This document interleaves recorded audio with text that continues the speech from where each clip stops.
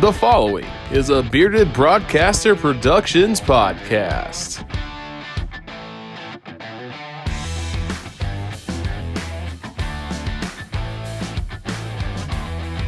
Hello, everybody, and welcome back. It's a new episode of Breakfast Time with Waffle and Richard. Had to take a week off because things got super busy up here, but it's going to be great. Glad we're back. And, of course, we take a week off, too, because last Tuesday when we recorded, the Braves won the World Series. First time in our lifetimes we've seen the Braves win. And Waffle, I think you went broke buying some merchandise. As you see, the power of Brian McCann was strong. But Waffle, man, it's just so great to finally see one of our pro teams come through and win a championship. Yeah, I know. First pro team in my lifetime that's put it together. And I remember watching, like as a kid, just watching all these Braves teams from the early 2000s who were stacked and had a great starting pitching rotation with Glavine, Maddox, and Smoltz. But they could never get it done. And then ever since then, it's just been kind of like cycles. They've been okay and they've been really bad. And now they seem to put it together. And obviously last year, and just with Atlanta as a whole, like we just knew they were going to blow it last year, and they did. And then coming back this year, I would have never expected it. Like I hate the way it makes me treat these things because, like, I could not tell myself that we were going to win the World Series until the final out is recorded, and then it hits me, and I'm like, oh my God, we just won the World Series. Yeah. Literally. Final score of that game was 7-0, and then the entire time it's the eighth inning, it's 7-0. I'm like, they're gonna blow it. We're gonna blow it. Yep. No lead is safe. No lead is safe. And it was wild. And you know what? If the parents weren't in town this past weekend, I probably would have gunned it down to Atlanta to go to the parade and stuff. It's a wild time. Just awesome to see that. And again, awesome to see the pro teams break through. So now for common pro teams, we need the Grizzlies to bust through next. Yeah, for sure. Next. And then, of course, one of our NFL teams, and we'll dive right into the NFL with that. And big-time game for the Titans on Sunday Night Football, but they were without Derrick Henry. You had to wonder what's that going to do to this team. And they go to Los Angeles, and the score was 28-16, but that really wasn't that close. A big-time win for the Titans on national TV without arguably their best player. Yeah, no, definitely. It was just a wild game. It's been a wild couple of weeks. I mean, like I know we've took a couple of weeks off. So just to kind of recap, like obviously we know Titans beat the Bills. They dismantled the Chiefs, and then they grinded out a tough win against the Colts. That's massive in terms of, divisional stuff because they're swept the Colts this year already, and they have a 3-game lead over the Colts going into the rest of the season. And this is a tough stretch. I mean, gosh, this is Bills, Chiefs, at Colts, at Rams. That is the toughest stretch of the season for Tennessee, most definitely. And going into it, I just kept trying to tell myself, hey, if we can win 2 out of these 4, that's a win. If we win 1 out of 4, okay. But there's still a possibility we could lose all 4. Yeah. And to come away with 4 wins. And now we've won 5 in a row. I don't even know what to say. It's so crazy. Tennessee has vaulted themselves up to where they deserve to be talked about, especially with this win without Derrick Henry. And that's another thing that we didn't get to talk about yet. Just Derrick Henry out 6 to 10 weeks with the Jones fracture in his foot. If you don't know what that is, it's like in the outside part of the foot, but towards the middle. Yeah, it's like a tiny bone. One of his metatarsals has a little fracture in it, and it required surgery. She's going to be out for a while. But when you think about it in the scope of things, with him trying to plant and cut and move and do all those things like that, obviously puts a lot of stress on that part of the body. So I'm honestly not surprised. But Derrick Henry could possibly be back. They say best case scenario is 6 weeks, but everybody's different. Everybody's body's healed different. I mean, the biggest example I always like to come back to is look at John Cena. When John Cena did whatever he did. Was it a shoulder or was it his ACL or something? I think it was his shoulder. He separated his shoulder or something. They had him like on a whole full year timetable, and he shows up like 4 or 5 months early at the Royal Rumble. It's unreal. That man's unreal, y'all. Yeah. So people heal differently, especially high profile athletes like Derrick Henry and John Cena. But anyway. The Titans come out here. They got it done, man. What an unbelievable night. And it started out, kind of iffy. Just Rams came out and they punted. So Tennessee got the ball and we move it a little bit, But Ryan Tannehill throws another bad pick. That is one thing that has happened a lot this year. I don't think Tannehill has regressed as much as people say or think he has. I think the only problem is just turnovers, which is obviously a massive problem. Yeah. But I still think Tannehill is capable of, righting the ship and figuring that stuff out. But he threw another bad pick. And so Rams got it. They drive all the way down the field. We hold them to a field goal, which is good. So early life from the defense, which is nice. Tennessee comes back out, goes 3 and out, which is now it's starting to set in like, okay, yes, we are missing Derrick Henry. But honestly, for the people that don't watch Tennessee, like this is normal even with Derrick Henry. Like, I mean, it's really not that different. Like, I mean, it takes a long time for us to get it going in most cases. And so, we go 3 and out and like I'm obviously not happy about it, but I'm just like, whatever, maybe they'll figure it out. Well, and then the Rams come out here starting with the ball deep in their own territory. A couple things. They run Michelle up the middle for 2 yards. Then they have a penalty for the false start. It forced at the 6. Stafford passes left. Tyler Higbee's pushed out of bounds at the LA 10 for 7 yards. And then Stafford drops back, and I can't say enough about freaking Jeffrey Simmons. I've been trying to tell y'all that when this Titans defensive line, their front four, when they are healthy, they're one of the nastiest units in the NFL, and I truly believe that. And I believe everybody should be believing that after watching this game Sunday night. Jeffrey Simmons comes in there, freaking wraps him up, which it looks like it's going to be a safety. I think, after looking at it, the before progress was stopped at like the half-yard line. So it wouldn't have even been a safety. And Matt Stafford does his best Carson Wentz impression and almost does the exact same thing as that Carson Wentz did the week prior. Spinning around, throwing a ball, gets intercepted by the Titans. We're in business. 1 play, 2 yards, touchdown Tennessee. Now we're up 7-3. Momentum's there. Great job by the defense, but that was only the beginning.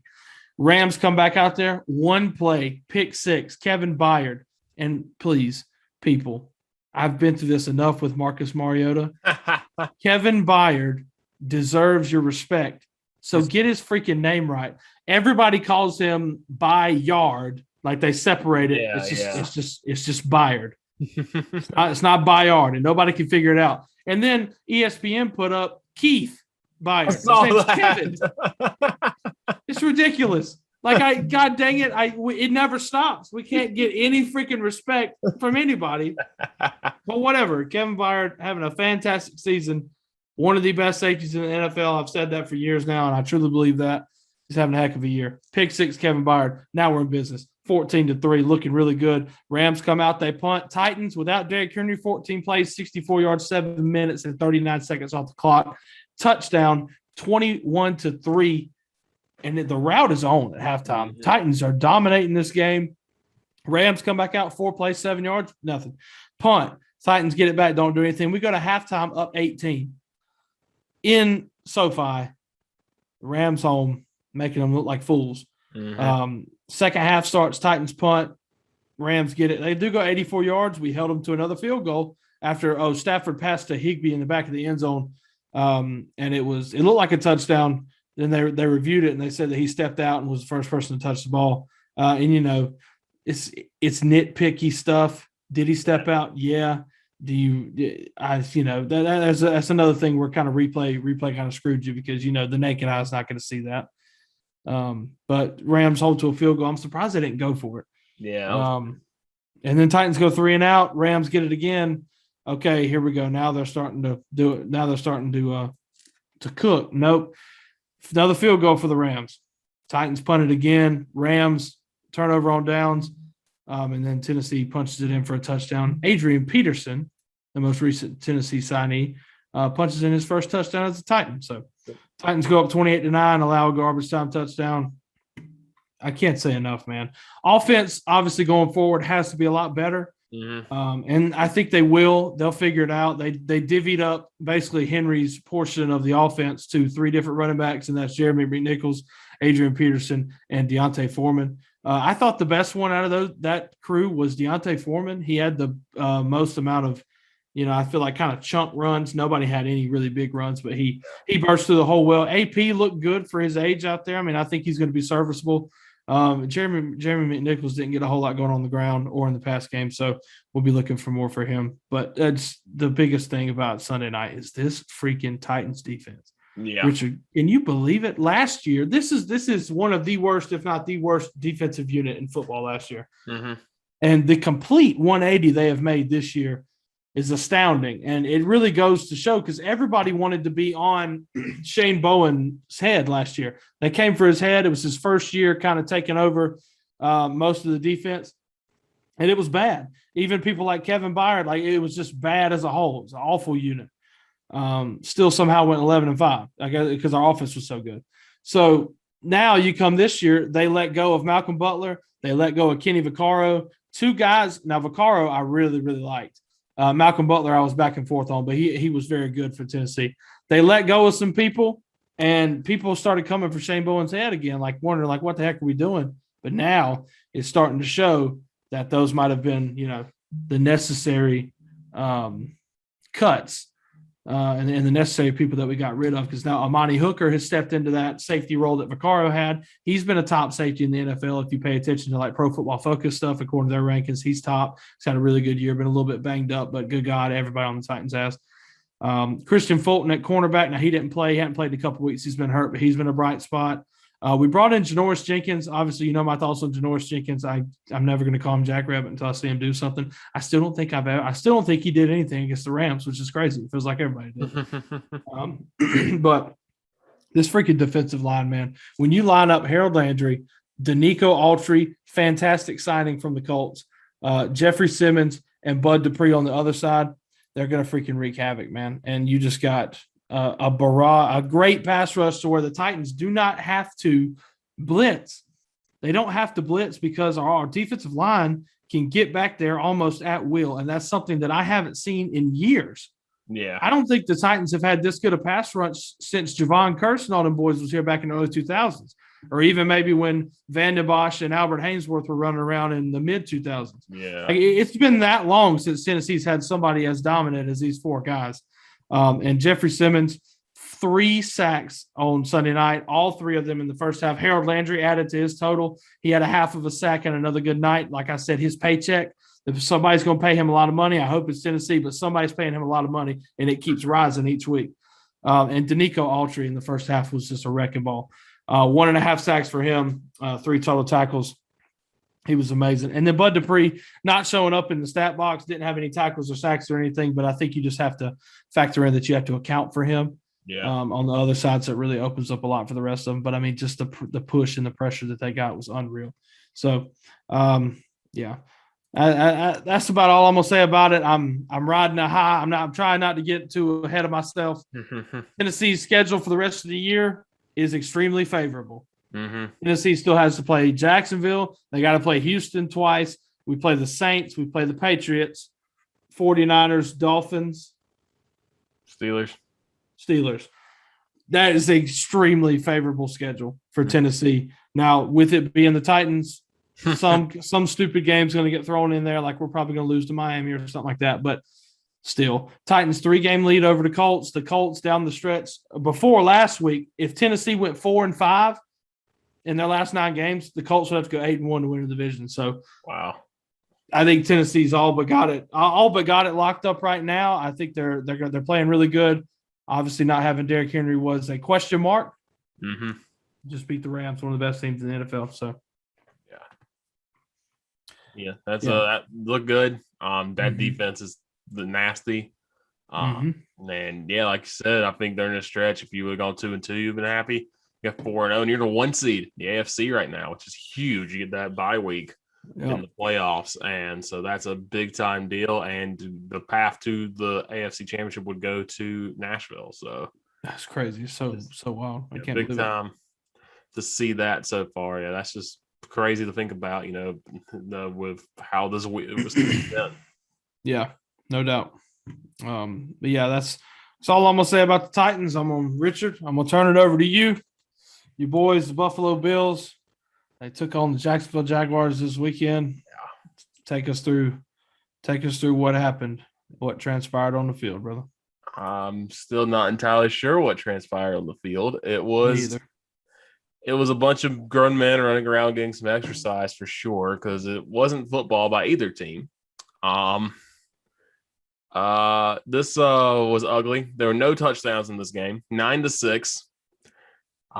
If you're a Bills fan, it was 6-9. It was not nice. Yeah. Josh Allen had looked like he regressed back to his rookie form. He was 31 of 47, 264 yards, but 2 interceptions and a fumble. Stephon Diggs had a decent day, 6 catches for 85 yards, and that's about it. Even if you look at the Jags, Trevor Lawrence only 15 of 26, 118 yards. Carlos Hyde only had 21 carries, 67 yards. Matthew Wright and Tyler Bass, the greatest players in this game. Matthew Wright made 3 field goals. He missed one in that game as well. Tyler Bass, he was straight Bass homie still. Going 2 for 2. But having this game, everybody's going to talk about the meme. Of course, Josh Allen picked off Josh Allen, sacked Josh Allen, and had a fumble recovery against Josh Allen. Mm-hmm. And that's the meme. And literally, my parents came up to town, and I went out to eat with them, and I got home kind of late, like 1 o'clock, 1:15-ish or so. And I see the score is 3-3 at the end of the first quarter. I'm like, okay, this happened against the Dolphins the week before. Took a while to get going. They pulled away. Yeah. 6-6 at halftime. I'm like, okay, still kind of worried, but whatever. I fall asleep because I'm just dead tired from this weekend. We got a lot going on this weekend here. Carson Newman. I wake up to see Josh Allen pick off Josh Allen. I'm like, oh, okay. That's fun. And I just kept watching this horrible, horrible game. Nobody could do anything on each other. Josh Allen got sacked 4 times because there are 2 starting offensive linemen out for the Bills, which is phenomenal. You know how every week I say the Bills need to get a rushing game going? Yeah, Josh Allen had 50 yards rushing. The 2 running backs, Singletary and Moss, had 22 yards combined on 9 carries. That's not going to work against anybody. And as you saw, again, the Jags are terrible. The Jags are awful. It's not going to work against them either. And, the Jags didn't do anything special. Josh Allen, who is a good player, had a great day, 8 tackles, a sack, 2 tackles for losses, pass deflection, fumble recovery. Great day for him. Rudy Ford had a good day, 7 tackles, 3 pass breaks up. Miles Jack had a good day. Shaquille Griffin had a good day. This defense looked great. Even the Bills defense did fine. Levi Wallace was clutch. Tre'Davious White made some crazy plays in the end zone to keep the Jags off the scoreboard. Saron Neal had a good day. Both teams' defenses did great, but the offenses couldn't do anything. And the Bills' offense, it was just Josh Allen made some stupid mistakes. And, he didn't sugarcoat in the post-game presser. He said he played like crap. He didn't say crap, of course. Yeah. A much harsher term. And he said, no, I just didn't play good. And, every team's going to have these games, but this is a stretch where you could have gone 3-0. You should have gone 3-0 with Dolphins, Jags, Jets. And 4-0, I'll say the Colts. And the Colts kind of been up and down. That's a winnable game. And now you're down to 5-3, and you're the 4 seed right now, which means you're hanging on to that last home spot. Right. But man, with the way and back half of that schedule is getting a lot more difficult because there's a 4-game stretch where you play the Patriots twice, who are looking a lot better, and the Bucks. So that's 3 games in a 4-game stretch that are going to be tough after this thing. According, and also a trip to the Saints on Sunday Night Football, on Thanksgiving, excuse me, for that one. And yeah, it's a tough back half of the schedule. This is some games you really need to clutch up and win. Do I think the Bills' season is over? No, it's not. It's just there's a lot of things to fix. It's a frustrating loss, but I think the Bills are going to be fine. They got to work on some things. Like hopefully O-line's healthy this week against the Jets, but it's just frustrating. I felt like I was watching Clemson again at times this year, which we'll talk about them later in college football and what I think about them the past couple of weeks. But this is just a tough game. And, of course, it's also to Urban Meyer, who I loathe. Cannot stand that man. And, of course, he has to ruin all the happiness in the world. Again, the Bills, the same week the Braves win the World Series, the Bills lose to the Jags. I cannot have happiness with my professional sports teams. So, yeah. Like I told you before we started that I was in Columbia area this Sunday, so I didn't get to really watch intently the NFL games like I normally do. So I really didn't see a whole lot of this game. Obviously, I've seen some highlights and some lowlights, I guess, but yeah, this is just a shocking result. I can't believe Jacksonville beat Buffalo, let alone has won 2 out of the last 3. How about that? So AFC East. So AFC East might be the worst division in football. It could be. What does this win say anything about Jacksonville, though? I dare to say no. I don't think that this is going to spark something for Jacksonville where they're just going to go on a miraculous run and like fight the Colts for second in the AFC South. But yeah, I don't really know what I don't have a lot to say. Josh Allen just did look like he regressed back to that 2018 form. Mm.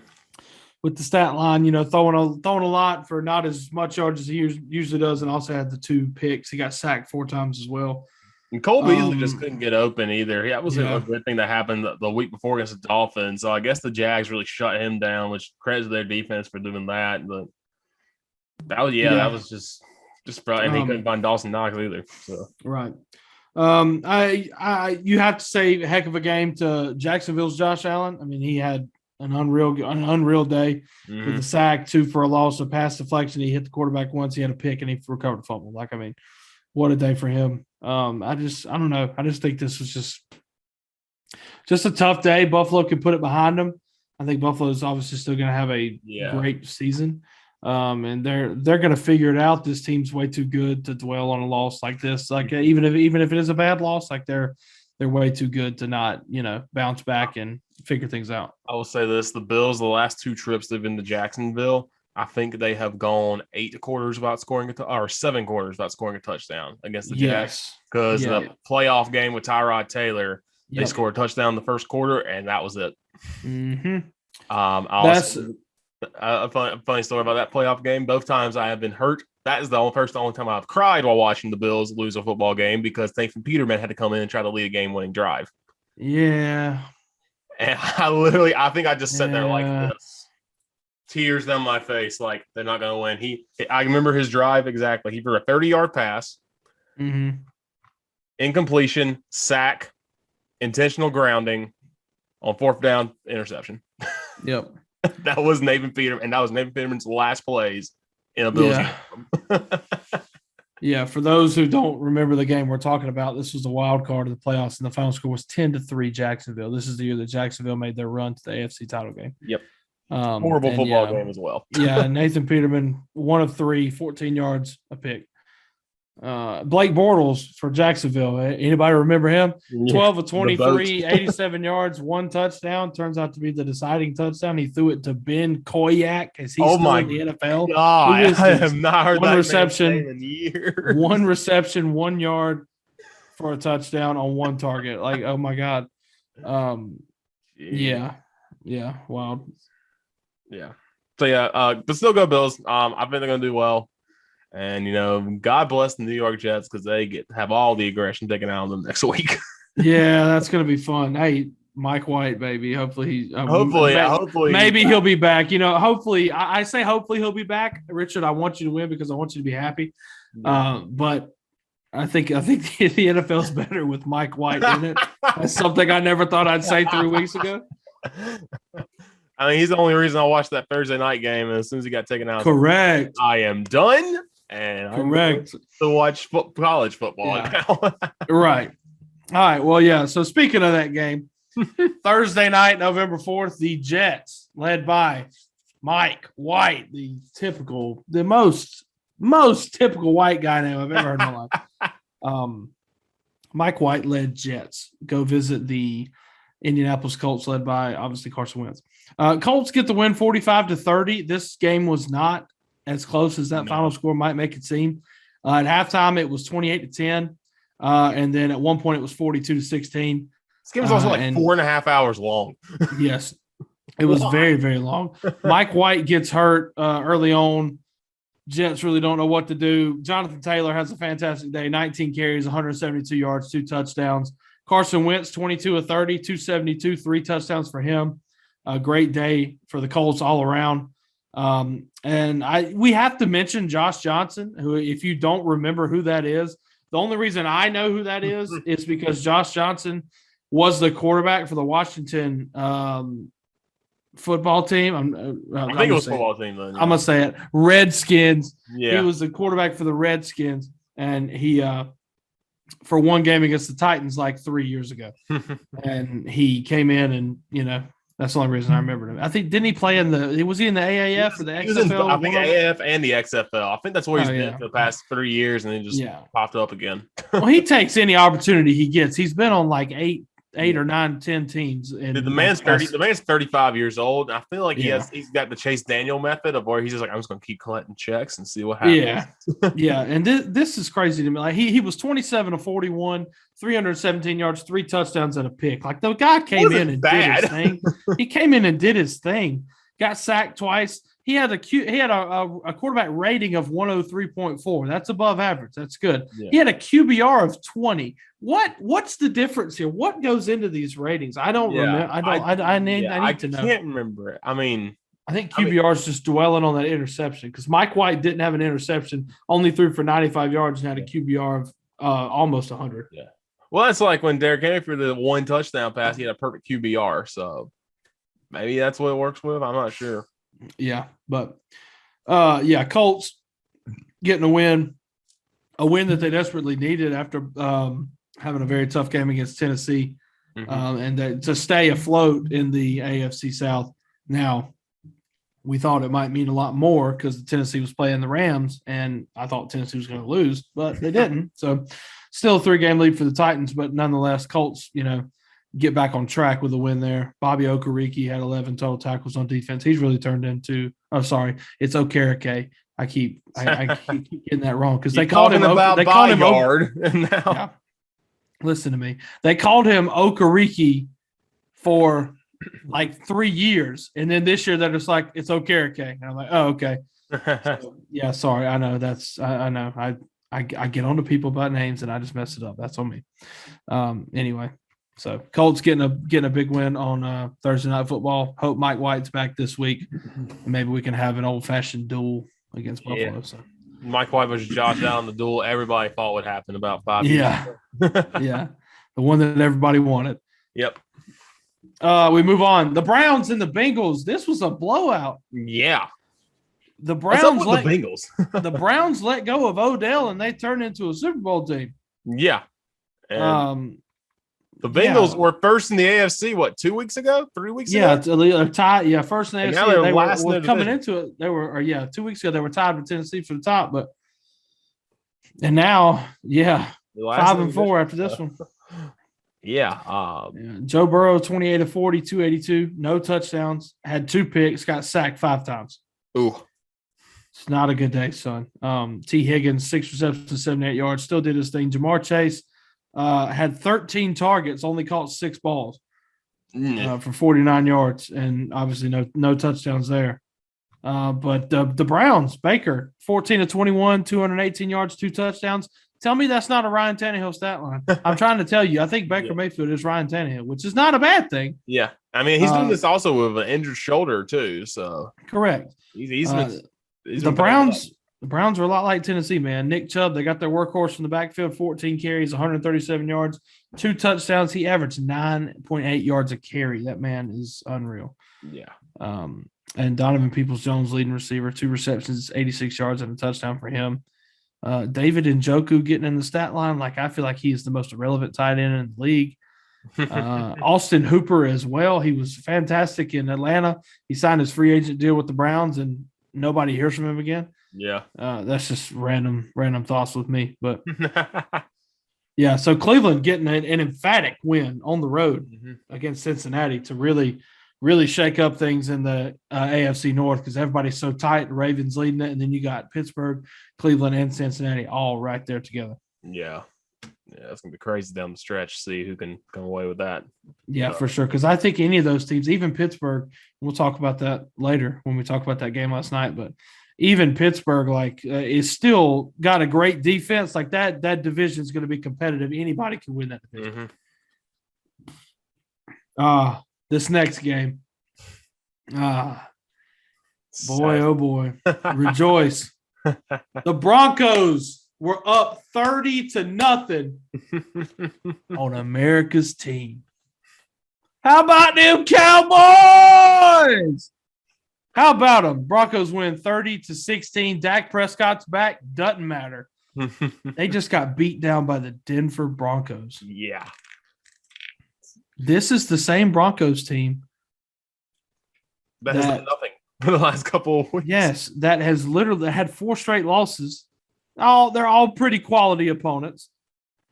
But 4 straight losses, got dismantled by the Ravens, lost by 8 to the Steelers, lost by double digits to the Raiders, and then lost to a Browns team who had no Baker Mayfield, no Nick Chubb, no Kareem Hunt.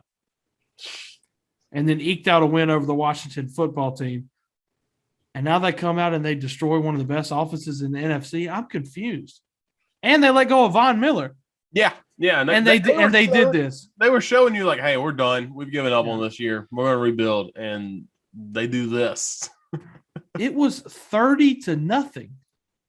And Dallas scored 2 absolutely meaningless garbage time touchdowns to pad Dak Prescott's stats.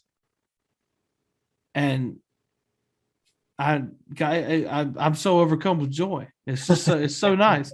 Teddy Bridgewater, 19-28, 249, and a touchdown for him. He did get sacked 4 times, but still was able to have a good day. The two-headed monster in Denver's backfield. Obviously, we know Melvin Gordon's there. 21 carries, 80 yards, a touchdown. Javonte Williams, a rookie out of North Carolina, 17 carries, 111 yards for him. So he was the workhorse. And then Tim Patrick in this receiving core. Who boasts, Cortland Sutton, who has established himself, Jerry Jeudy back from injury, and also Tim Patrick, 4 receptions, 85 yards, and a touchdown for him. He had a long of 44. That was, I believe, was a touchdown catch. Yeah.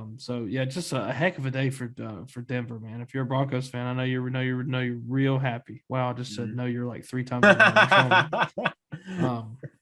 So Broncos getting a big win over the Cowboys. I don't really know what to tell you, Dallas fans. I mean, this was probably going to hurt. I think you'll still have a really good season because your division is absolute trash. But the second place team's like 3-6 or something. So they're you can't come out here against the better teams in the NFC and get blank 30-0. So yeah, absolutely not. Let's see what's next. Oh, Houston, Miami. Yes, the Texans and the Dolphins tank bowl. Yeah, what a game. I remember, I think I saw maybe one highlight from this game on Red Zone. They were like, and we showed the allowed highlight, and we are done. Yeah, I'm going to be honest with you. I don't think I saw anything from this game. I have no idea what happened in this game. I think I saw a pick and maybe a touchdown pass, and that's about it. So, but let me go over these Miami Dolphins rushing stats with you because this is exactly how I would have envisioned it go. Myles Gaskin, people before the season, you could go scroll on TikTok and you'd find some sports nut or fantasy football guy, and you would just hear like, stick around if you want to know who's going to save your fantasy football season. And then they'd come up at the end of the video and they'd be like, this guy, he runs hard. He's going to have a really great year. People are sleeping on him. I'm talking about Myles Gaskin. Shut up. 20 carries, 34 yards. He sucks. And it's not just him. I'm sure if you put him behind a competent offensive line, he could probably be okay. The Miami Dolphins offensive line is abysmal. Yeah. It's so bad. That's a crazy rushing stat. Also, Tua Tagovailoa did not play. Jacoby Brissett got the start. 26 of 43, 244, a touchdown and 2 picks for him, as the Dolphins did beat the Texans 17-9. The Texans, who did not have to suffer through another Davis Mills game, they got their man back. They got Tyrod Taylor back, and he threw 3 interceptions. The Texans suck. They are 1-8 on the season. And this is with Tyrod Taylor back. Yes. Who had 3 picks and was sacked 5 times. You want to know whose offensive line might be worse than the Dolphins? The Texans. They ran Phillip Lindsay 8 times for 28 yards. Tyrod Taylor ran 3 times for 23 yards. David Johnson, remember that blockbuster trade? They thought they got a steal by getting David Johnson. They sent Nuke Hopkins out to Arizona. David Johnson, 4 carries, 11 yards.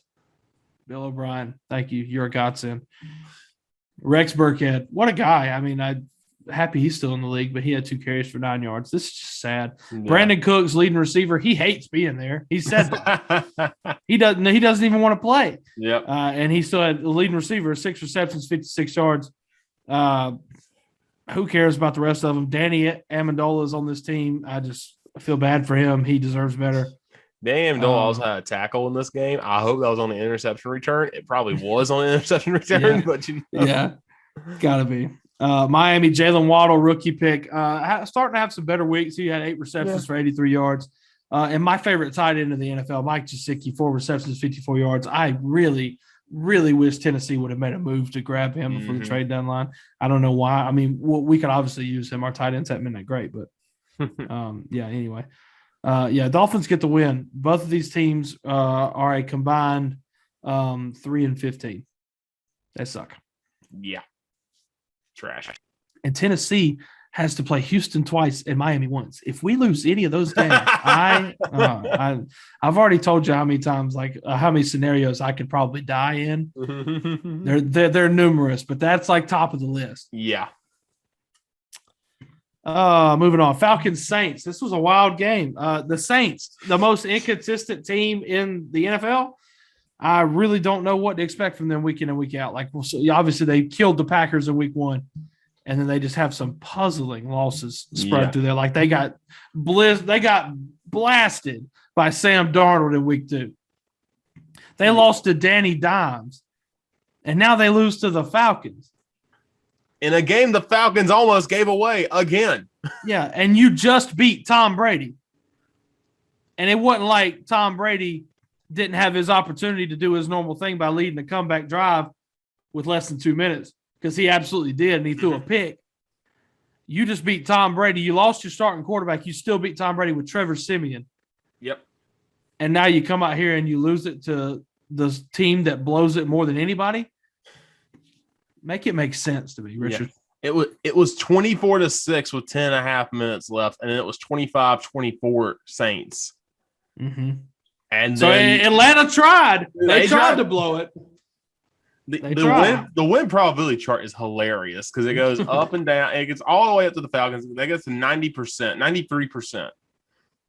And when they score that touchdown, and then it goes all the way down to a 50% chance, 50.7 for the Saints to win when they are down 24-19.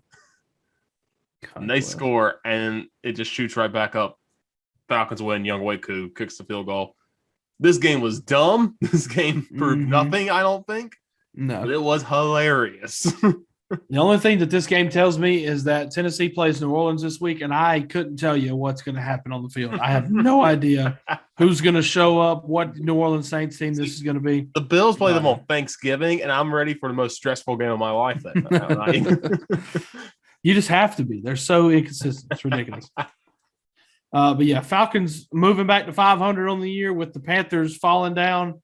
Falcons trying to keep pace with the Tampa Bay Buccaneers and Brady. I doubt they'll do it, but hey, they're 500 after 8 games. So, hey, maybe they'll figure it out. Giants Raiders. This was a stupid week in the NFL. Oh, absolutely. The Raiders. Now, obviously, we know that they've been through a lot. Mm-hmm.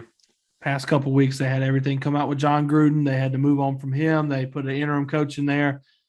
Tons of off the field distractions, and they smacked the Broncos team, and they got a win over the Eagles. Now, those are 2 teams who are not great, but I mean, in the face of everything they've had to deal with, good for them. They're rolling, and they were 5-2, sitting at one of the top teams in the AFC, and they go on the road. They come a couple hours to the east by plane to New Jersey to play the New York Giants. And Danny Dimes gets the best of them. And the Giants win this game 23-16. Make it make sense to me, Richard. I don't get it. I don't understand. I don't know. I don't know what it is. Danny Dimes might be good, maybe. Devontae Booker, however, the week after, I just dropped him in fantasy because they're not using him enough. Yeah, 21 carries for 99 yards. Yeah, and he also had 3 catches for 23 yards. So there's some solid points there. Yeah, heartbroken, hurting pain as I see Josh Allen get 9 points. Yeah, on fantasy against a horrible Jags team. Right. This was a weird game. I don't know how to react to it. The Raiders always do this though. A couple of years they start off great, have a stupid loss, and then miss the playoffs. Yep. Not 2 years in a row, and I don't know if this is the start of it again. Yeah, but the Raiders are going to be the only team and the first team ever, the only team this season, and the first team ever to go 9-8. I can see it. Or 8-9. And guess what? Their next 3 games are the Chiefs, Bengals, and Cowboys. They could lose all 3 of those. Yep, they could most certainly lose. And then after that, they also have the Chiefs again, the Browns, Colts, Chargers.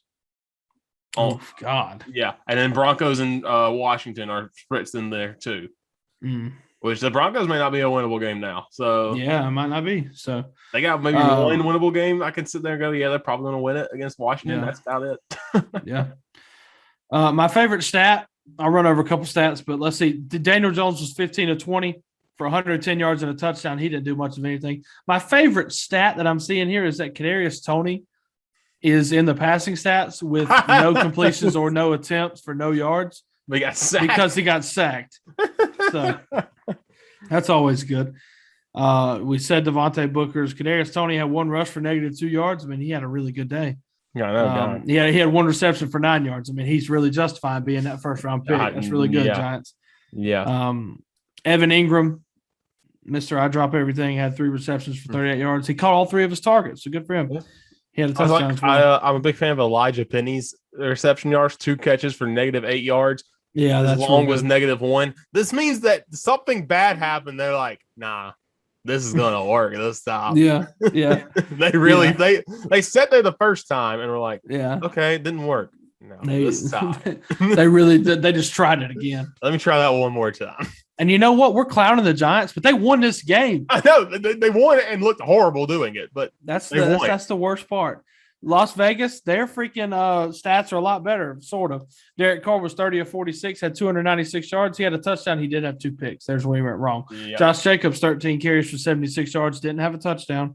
And Darren Waller, 7 receptions for 92 yards for him, no touchdowns. Hunter Renfrow did catch a touchdown, 7 receptions, 49 yards. Very solid day for him, fantasy-wise.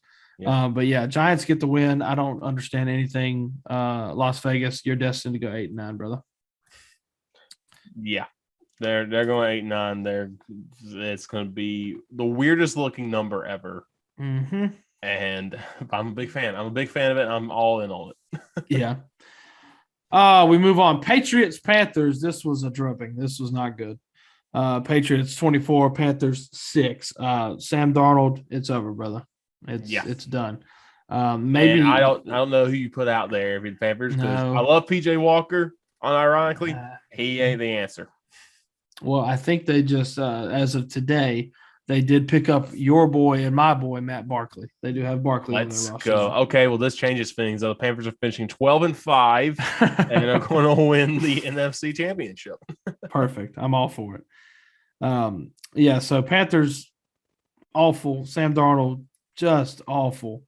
After the first 3 weeks of the season, I mean, we thought that he was just another typical Adam Gase product where once he got away from Adam, he ended up, being okay. Maybe not. Maybe you're just not that good, brother. Yeah. Or maybe Matt Rule's the next Adam Gase. That'd be interesting. Maybe. Heck. God, let's hope not. We don't need a lot of those running around. But Sam Darnold, 16 of 33, 172 yards, no touchdowns, 3 interceptions. He finished with a QBR of a whopping 3. Christian McCaffrey's back. Carolina, rejoice. They still lost by 18. 14 carries, 52 yards for him. He had 4 receptions for 54 yards. It's awful. Yeah. Mac Jones, 12 of 18, 139 yards, a touchdown and a pick. He didn't have the best of stats either.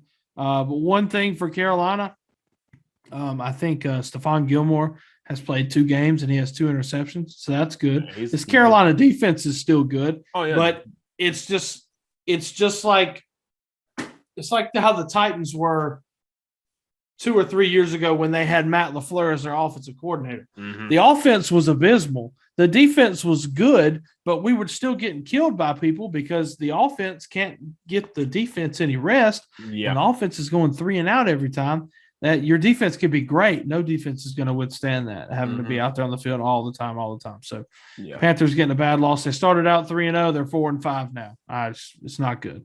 The Patriots are starting to get hot, which of course I hate as a Bills fan. They keep doing this with nobody good. Yeah. Like nobody that stands out as like, oh, this guy's great. Because Mac Jones, he can be good. I don't think he's going to be Tom Brady good, but he can be good. Right. Who is Ramondre Stevenson? Yeah. Look at their freaking. Damian Harris has come out of nowhere as ungreat. Jonnu Smith is a pretty good player before at Tennessee, but now a guy would sit there and go, yo, that's the guy. Jacoby Myers, who can't score a touchdown to save his life, but he's a good receiver. Hunter Henry is a solid. And on defense, I don't know any of these kids on this defense. Dante Hightower, I know because of where he played in college. And Kyle I know Van Judon was their edge signing from Baltimore, and then I know Kyle Van Noy. And McCourty because of his McCourty's old self. Yeah. He's got to be, 40? Both of them are just old. And J.C. Jackson. But, it's just... Their leading tackler was Adrian Phillips. Their second leading tackler was Devon Godshaw. That's not a real person. No, it's not. That's not a real person. These are the factory-made Patriots that Bill Belichick makes in his basement. Their leading... They had 2 interceptions. Well, 3 interceptions. 2 of them by a kid named J.C. Jackson. Yeah. That's some name somebody made up. Their kick returner was Gunnar Olasky. Fake news. These are not real people on this football team, and they're 5-4 and are still have a shot to win the AFC East right now. Yeah, ridiculous. Yeah. So, and in other news, Sam Darnold sucks, and the Patriots create fake players. So we'll move on. We'll talk about the Vikings and the Ravens, which ended up being a very good game. But Minnesota, I want to apologize to Minnesota like they're the Lions, but they're not the Lions, so I really don't have as much sympathy for you. Yeah. Minnesota has been the victim of so many just heartbreakers going all the way back to 1998 when they, missed a field goal and allowed the Falcons of all teams to beat them and go to the Super Bowl. But Minnesota's had it tough, man. I don't think the Minneapolis Miracle has fully made up for everything bad that's happened to Minnesota, but it just keeps happening. They keep getting beat on field goals and they keep not making field goals. So, but anyway, Kirk Cousins, one of the Mr. Money Man, 17-28, 187 yards and 2 touchdowns. Is Kirk Richard? I want your honest opinion. Is Kirk Cousins a good quarterback? I think he's a okay quarterback that has at least 1 or 2 good receivers around him that make him look a lot better. Because Justin Jefferson's making that man look a lot better than I think he is at times. And also he's Dalvin Cook. And I mean, we remember Adam Thielen. Adam Thielen has been great this year, but Adam Thielen, when he was on it, was one of the most unstoppable wide receivers in the NFL. So I think Cousins is serviceable. I don't think he's going to ever win you a championship. He's going to win you game. He's going to win you some games. There's some games he's going to lose you because, you see the defense. But he won that game against the Lions earlier in the year. Yeah. But I don't think he's the guy. I don't think he's worth all the money they paid him. Correct. There you go. I think Kirk Cousins is a good quarterback. Is he worth all that buku money they paid him? No. Mm-hmm. Does he make dumb decisions? Yes, every quarterback does. I think the Vikings' problem is I think it's time that you got to let go of Zimmer. You got to get him out. I think it's run its course. I like Mike Zimmer, but it's past time. They have to get rid of him somehow because they have too much. With Kirk Cousins even just being a serviceable quarterback, they have, like you said, Dalvin Cook. They have Justin Jefferson. They have Adam Thielen. That is a skill trio that will win you ball games. Even on their defense, you have Anthony Barr. You have Xavier Woods. Everson Griffin, Mackenzie Alexander, Bashad Breeland. You have a good defense, too. Yeah. You have Eric Kendricks had 17 tackles. That's insane. Like, yeah, this is a great team. They have talent, and it's almost like they're cursed. They're not as cursed as Atlanta is, but if you look back at the history, they've been through a lot. Oh, yeah. Nothing maybe as catastrophic as 28-3, but they've been through a lot. So give them their fair share of sympathy. But anyway, so Baltimore, Lamar Jackson was 27-41, had 266 yards, 3 touchdowns. He did throw 2 picks, but he also added 120 yards on the ground. I say what you want about him. Dude's a freak athlete. He's an unbelievable quarterback. I will call him a quarterback. He might not be able the best thrower in the world, but just it's the position he plays. And for what he brings to the table, I don't know any team that wouldn't take him in a heartbeat. Yeah. Devontae Freeman also had 79 yards on the ground, kind of turning back the clock. And Le'Veon Bell, 48 yards on the ground and a touchdown for him. So he's looking very good since going to Baltimore. He looks like he's getting a little bit up. Not as great as he used to be, of course, but still looking pretty good. Yeah. Hollywood Brown, 9 receptions, 116 yards for him. Another good day for him. He didn't have any massive drops like he had been starting to do. Rashad Bateman, their rookie out of Minnesota, row the boat, PJ Fleck. Rashad Bateman finally plays. 5 receptions, 52 yards. Didn't find the end zone, but finally plays. So good for him. And but Baltimore's good. They have been good for quite a few years now, and they are going to be competitive as long as Lamar Jackson's leading that team, and they have as good a defense as they normally do. Now, their defense is not as good this year, but they are 6-2. They're sitting atop a tough division who is all kind of bunched in there together. So, this is a win they desperately needed to have. They didn't need to drop this one because everybody is so bunched up there. But Ravens pulling it out, getting a win. Vikings, I'm sorry, you deserve better, but that's just not how it's going. Yeah. And then another game that was stupid close, I feel like, for no reason. The Chargers beating the Eagles. I'm lost. I'm lost on the Eagles. I'm thinking Eagles here. What? I don't know. What are you? Are you good?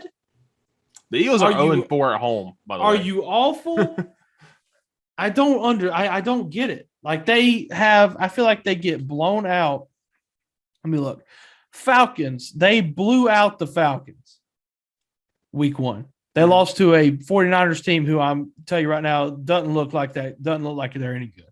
Yeah.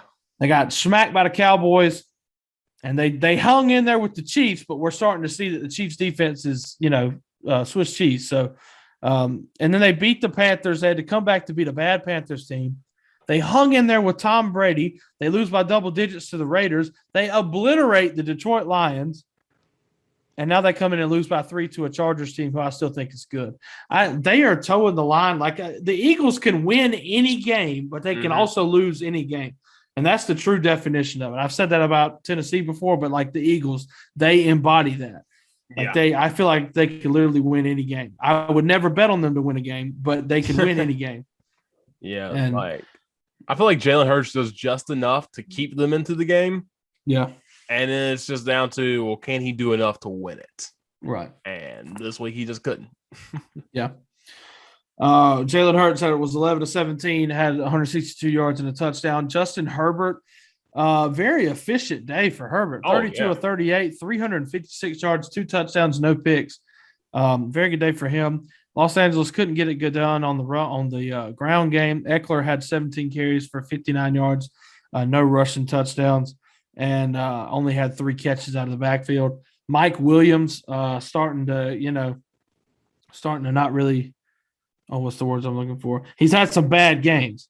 And Richard, I know I told you all of y'all on the fantasy wire were like, "Oh, keep Mike Williams. He's done nothing since that one good game, and I know the second I drop him or bench him, he's going to go off for 400 yards receiving on 4 catches and 8 touchdowns. I know that doesn't make sense, but it's going to happen. You're right. Keenan Allen, 12 receptions, 104 yards. He had 13 targets. I mean, he must have just been wide open all freaking day. But yeah, the Chargers getting a win. They desperately needed one after coming off a loss or 2. And then the Eagles still just question mark. I don't really know what their deal is. But Devontae Smith had a good day though. 5 catches, 116 yards and a touchdown. So he was wide open for Philadelphia all day long. Yep. We move on again. Packers Chiefs. This is just another this game sucked. This game was horrible.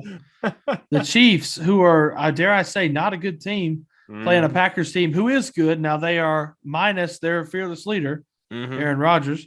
But the Chiefs grinded out a 13-7 win over the Packers. This is ew. Yeah. A 20 of 37, 166 yards and a touchdown for Patrick. Are people starting to figure him out? That's what I think's happening. It really seems like it. I think everybody saw what the Bucs did in the Super Bowl, and they're like, why don't we just do that? And I think that's what's been happening. I think they are starting to figure it out. Tyreek Hill, only 4 catches for 37 yards. He was targeted 11 times, only had 4 catches. And Travis Kelce, 5 receptions, 68 yards and a touchdown. He was targeted 8 times, only had 5 catches. So, but obviously the biggest storyline is Green Bay being without Aaron Rodgers and all the drama that has surrounded him in the past week or so, especially with the interview he had on the Pat McAfee show. And basically, just to make a long story short, Aaron Rodgers told everybody that he was vaccinated. It turns out he's not really vaccinated. And then he got COVID. And now all that came to light. And now everybody's seemingly, pick your side, and that's obviously it's a hot button topic with anybody right now, whether or not you should get vaccinated or not. But I mean, it's whatever, it's your choice. But the biggest thing, I think that I don't think there's anything wrong with Aaron Rodgers not getting vaccinated. Now I saw a thing saying that he is allergic to something that is in like Pfizer and Moderna. So I mean, I get it. Obviously, why would you get it if you're allergic to something? But he lied and said that he was vaccinated. Like, why lie? And it's not a requirement to get vaccinated. Why would you lie? Yeah. And then he walked around with the facility, no mask or whatever, and you have to do that else you get fined. And now it's kind of like, well, is he going to get fined? Is he going to get suspended, or what's going to happen? Yeah. Because he should have. And that's not fair to say, I'm going to pick Oren Burks, who I know is not as big of a name as Aaron Rodgers. If he would have done that, he'd get fined, suspended, all this stuff. It's kind of like it's like a double standard, because he's the guy and he's one of the faces of the league. Mm-hmm. Yeah, so a lot of drama coming out of there, and the Chiefs ended up beating the Packers. So I would say that's definitely a bad loss on Green Bay. Jordan Love getting his first start. Obviously, we all know the drama about when they picked him in the draft a couple years ago, and as basically, I guess, Aaron Rodgers' replacement, and then Aaron Rodgers came back and won an MVP. So he went 19 of 34, 190 yards, a touchdown and a pick. So, not a really great day. I just want to say this about Aaron Jones. I cannot stand you. I am really sick of this game you play, where you're the most boomer bust guy. He might be more boomer bust than Tyler Lockett, and unfortunately, they're both on my team. And Aaron Jones, 12 carries, 53 yards. You mean to tell me against this abysmal defense? This defense sucks. Their defense is so bad. Gaping holes everywhere. You mean to tell me you can only run for 53 yards and you couldn't even find the freaking end zone? I'm freaking done. Aaron Jones is the guy that I paid the most money for in this league to get, and I'm about to freaking trade him. Chiefs getting a win. Packers, who really knows? Aaron Rodgers might not even play this coming week, so really unsure. He said today he should play this week. That's what he said, of course. You have no idea what the NFL could do in the next couple of hours, so. Yeah. And then second to last, Cardinals over the 49ers. Cardinals without Kyler Murray and DeAndre Hopkins still getting it done. 31-17, the final. I don't think the 49ers are that good of a team. Jimmy G still running the show there. 28 of 40, 326, 2 touchdowns and a pick. Deebo Samuel, only 5 receptions, 63 yards. Kittle had a great day, 6 receptions, 101 yards and a touchdown for him. And Brandon Ayuk finding the end zone as well. But props to the Cardinals, man. Colt McCoy, 22 of 26 for 249 and a touchdown, came in, did the dang thing. James Conner. Here's the kicker about Aaron Jones. Guess who's on my bench? James Conner. 21 carries, 96 yards, 2 touchdowns, had 3 total touchdowns because he had 5 receptions for 77 yards and a touchdown. 40 fantasy points sitting on my bench. Aaron Jones got me 5. Guess how many points I lost by? 4. Oh my gosh. But Richard, in what world Am I going to bench Aaron Jones for James Conner? Not a whole lot, especially this week with Colt McCoy out. Or starting quarterback, I mean. Correct. So it's football's a game of risk and reward, man. That's it's really good. Dumb sport, but I love it. Yeah. And then I think he's still hurt, but here's your weekly reminder. Chandler Jones didn't do anything. Oh, no, I lied. Oh, what do you do? He had a sack. Hey, it took him Good for you, Chandler, you freaking loser. Gosh. Oh. All right. Stupid, man. Last game, last night. Steelers taking down the Bears in a little bit of a thriller, 29-27 on Monday Night Football. Big Ben, 21-30, 205 yards, 2 touchdowns. A solid day for him. Najee Harris, 62 yards on the ground and a rushing touchdown plus 3 receptions for 16 yards. And then for Chicago, Fields, 17-29, 291 yards, 1 touchdown, 1 pick. David Montgomery's back for the Bears. He had 63 yards, no rushing touchdowns. 2 receptions for 17 yards. Leading receiver for Chicago was Cole Kmet, the tight end. He was 6 receptions for 87 yards. I honestly didn't watch a ton of this game. I didn't either. I know towards the end of it got pretty interesting. With the weird Bears. call. Yeah. The Bears going down, scoring a touchdown to make it 27-26. And then the Steelers driving all the way down, getting a field goal. There's a stupid taunting penalty thrown in there where the player, I can't remember his name. I can't remember who it was either. But... He was a guy elevated from the practice squad this week. Yeah. And he gets in there and in crunch time in a situation where, I don't think it would have won the game for Chicago, but it obviously would have helped them win the game by getting a stop here. And he gets a sack. He just basically kind of looks at the Steelers sideline and he turns around and then he bumps into the ref, but not by his own accord. The ref kind of throws him a hip check. Yeah, like a hip check, like we're playing hockey out here. Yeah. And throws him a little hip check as he's throwing the flag. And we got conflicting stories. The player from the Bears is like, he hip checked me. What do you want me to do? And then the ref's like, this has nothing to do with the hip check. It's because he looked at the bench. He made a blah, blah, which stupid. So dumb. I hate these taunting penalties. They all suck. Well, that's there were 2 taunting penalties, and we can go this more in college football. This weekend, Carson Newman played Limestone in football. Carson Newman got one because our guy scored a touchdown. He did 5 backflips in a row. It's a pretty crazy shot. I have to send it to you. Yeah, that's a penalty. And I think it was because he did 5 and not 3 is what one of my camera ops was saying. I'm pretty sure that's legit the reason. Okay. And then Limestone scored a pick 6. And they go on the sideline to take the picture, like you see what the defense is doing in the NFL. Yeah. They're off the field and they're on the sideline. They do that. Well, they get a foul for that, which I was like, they're not on the field. But the funniest part was every single player on Limestone's team got a personal foul. Yeah. For that. So that means, if you get 2, you're ejected. Yeah. My question is, if there was a fight in that game and you couldn't tell and everybody on Limestone got ejected, is the game over?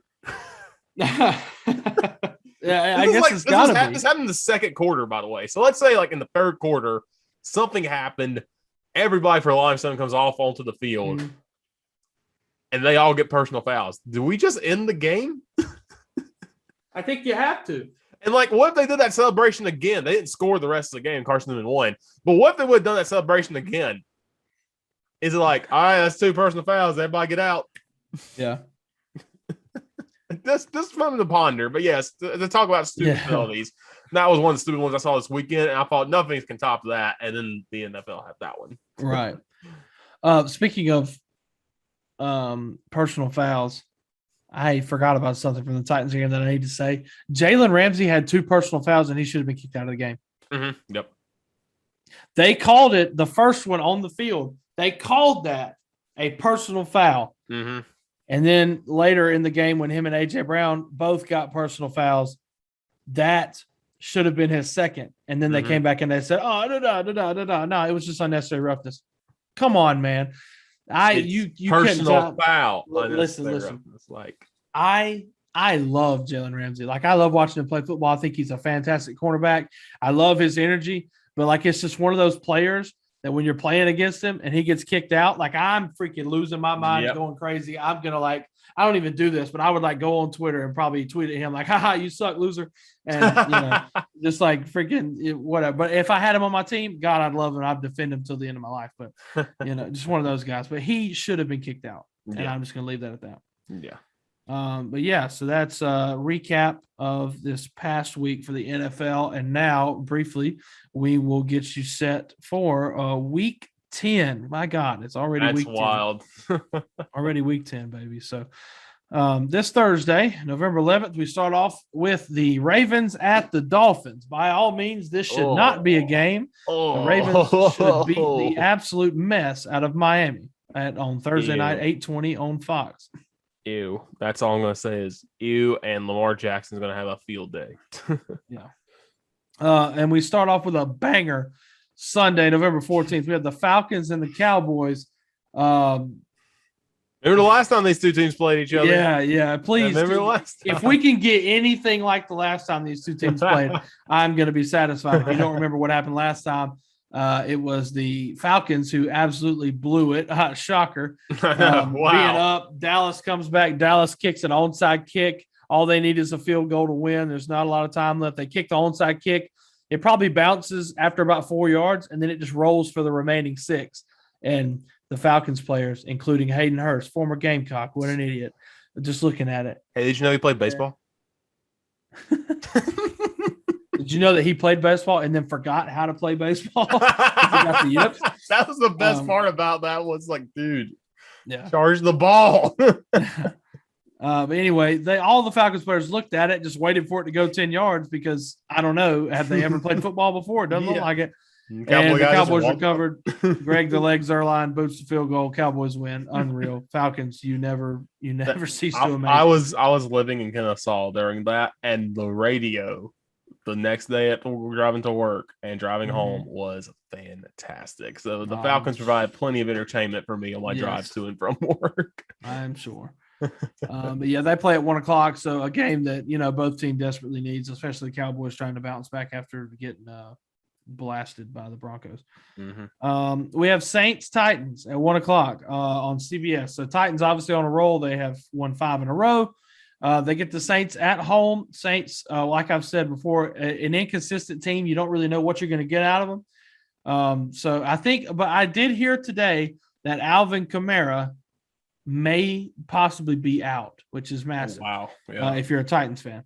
He got a little bit banged up this past week is what I'm hearing. And I think they were looking at adding some running back depth because they might be without him. But either way, I think it should be a pretty good game. Tennessee's obviously riding a pretty good win streak. It'll be another chance to watch this Titans offense without Derrick Henry.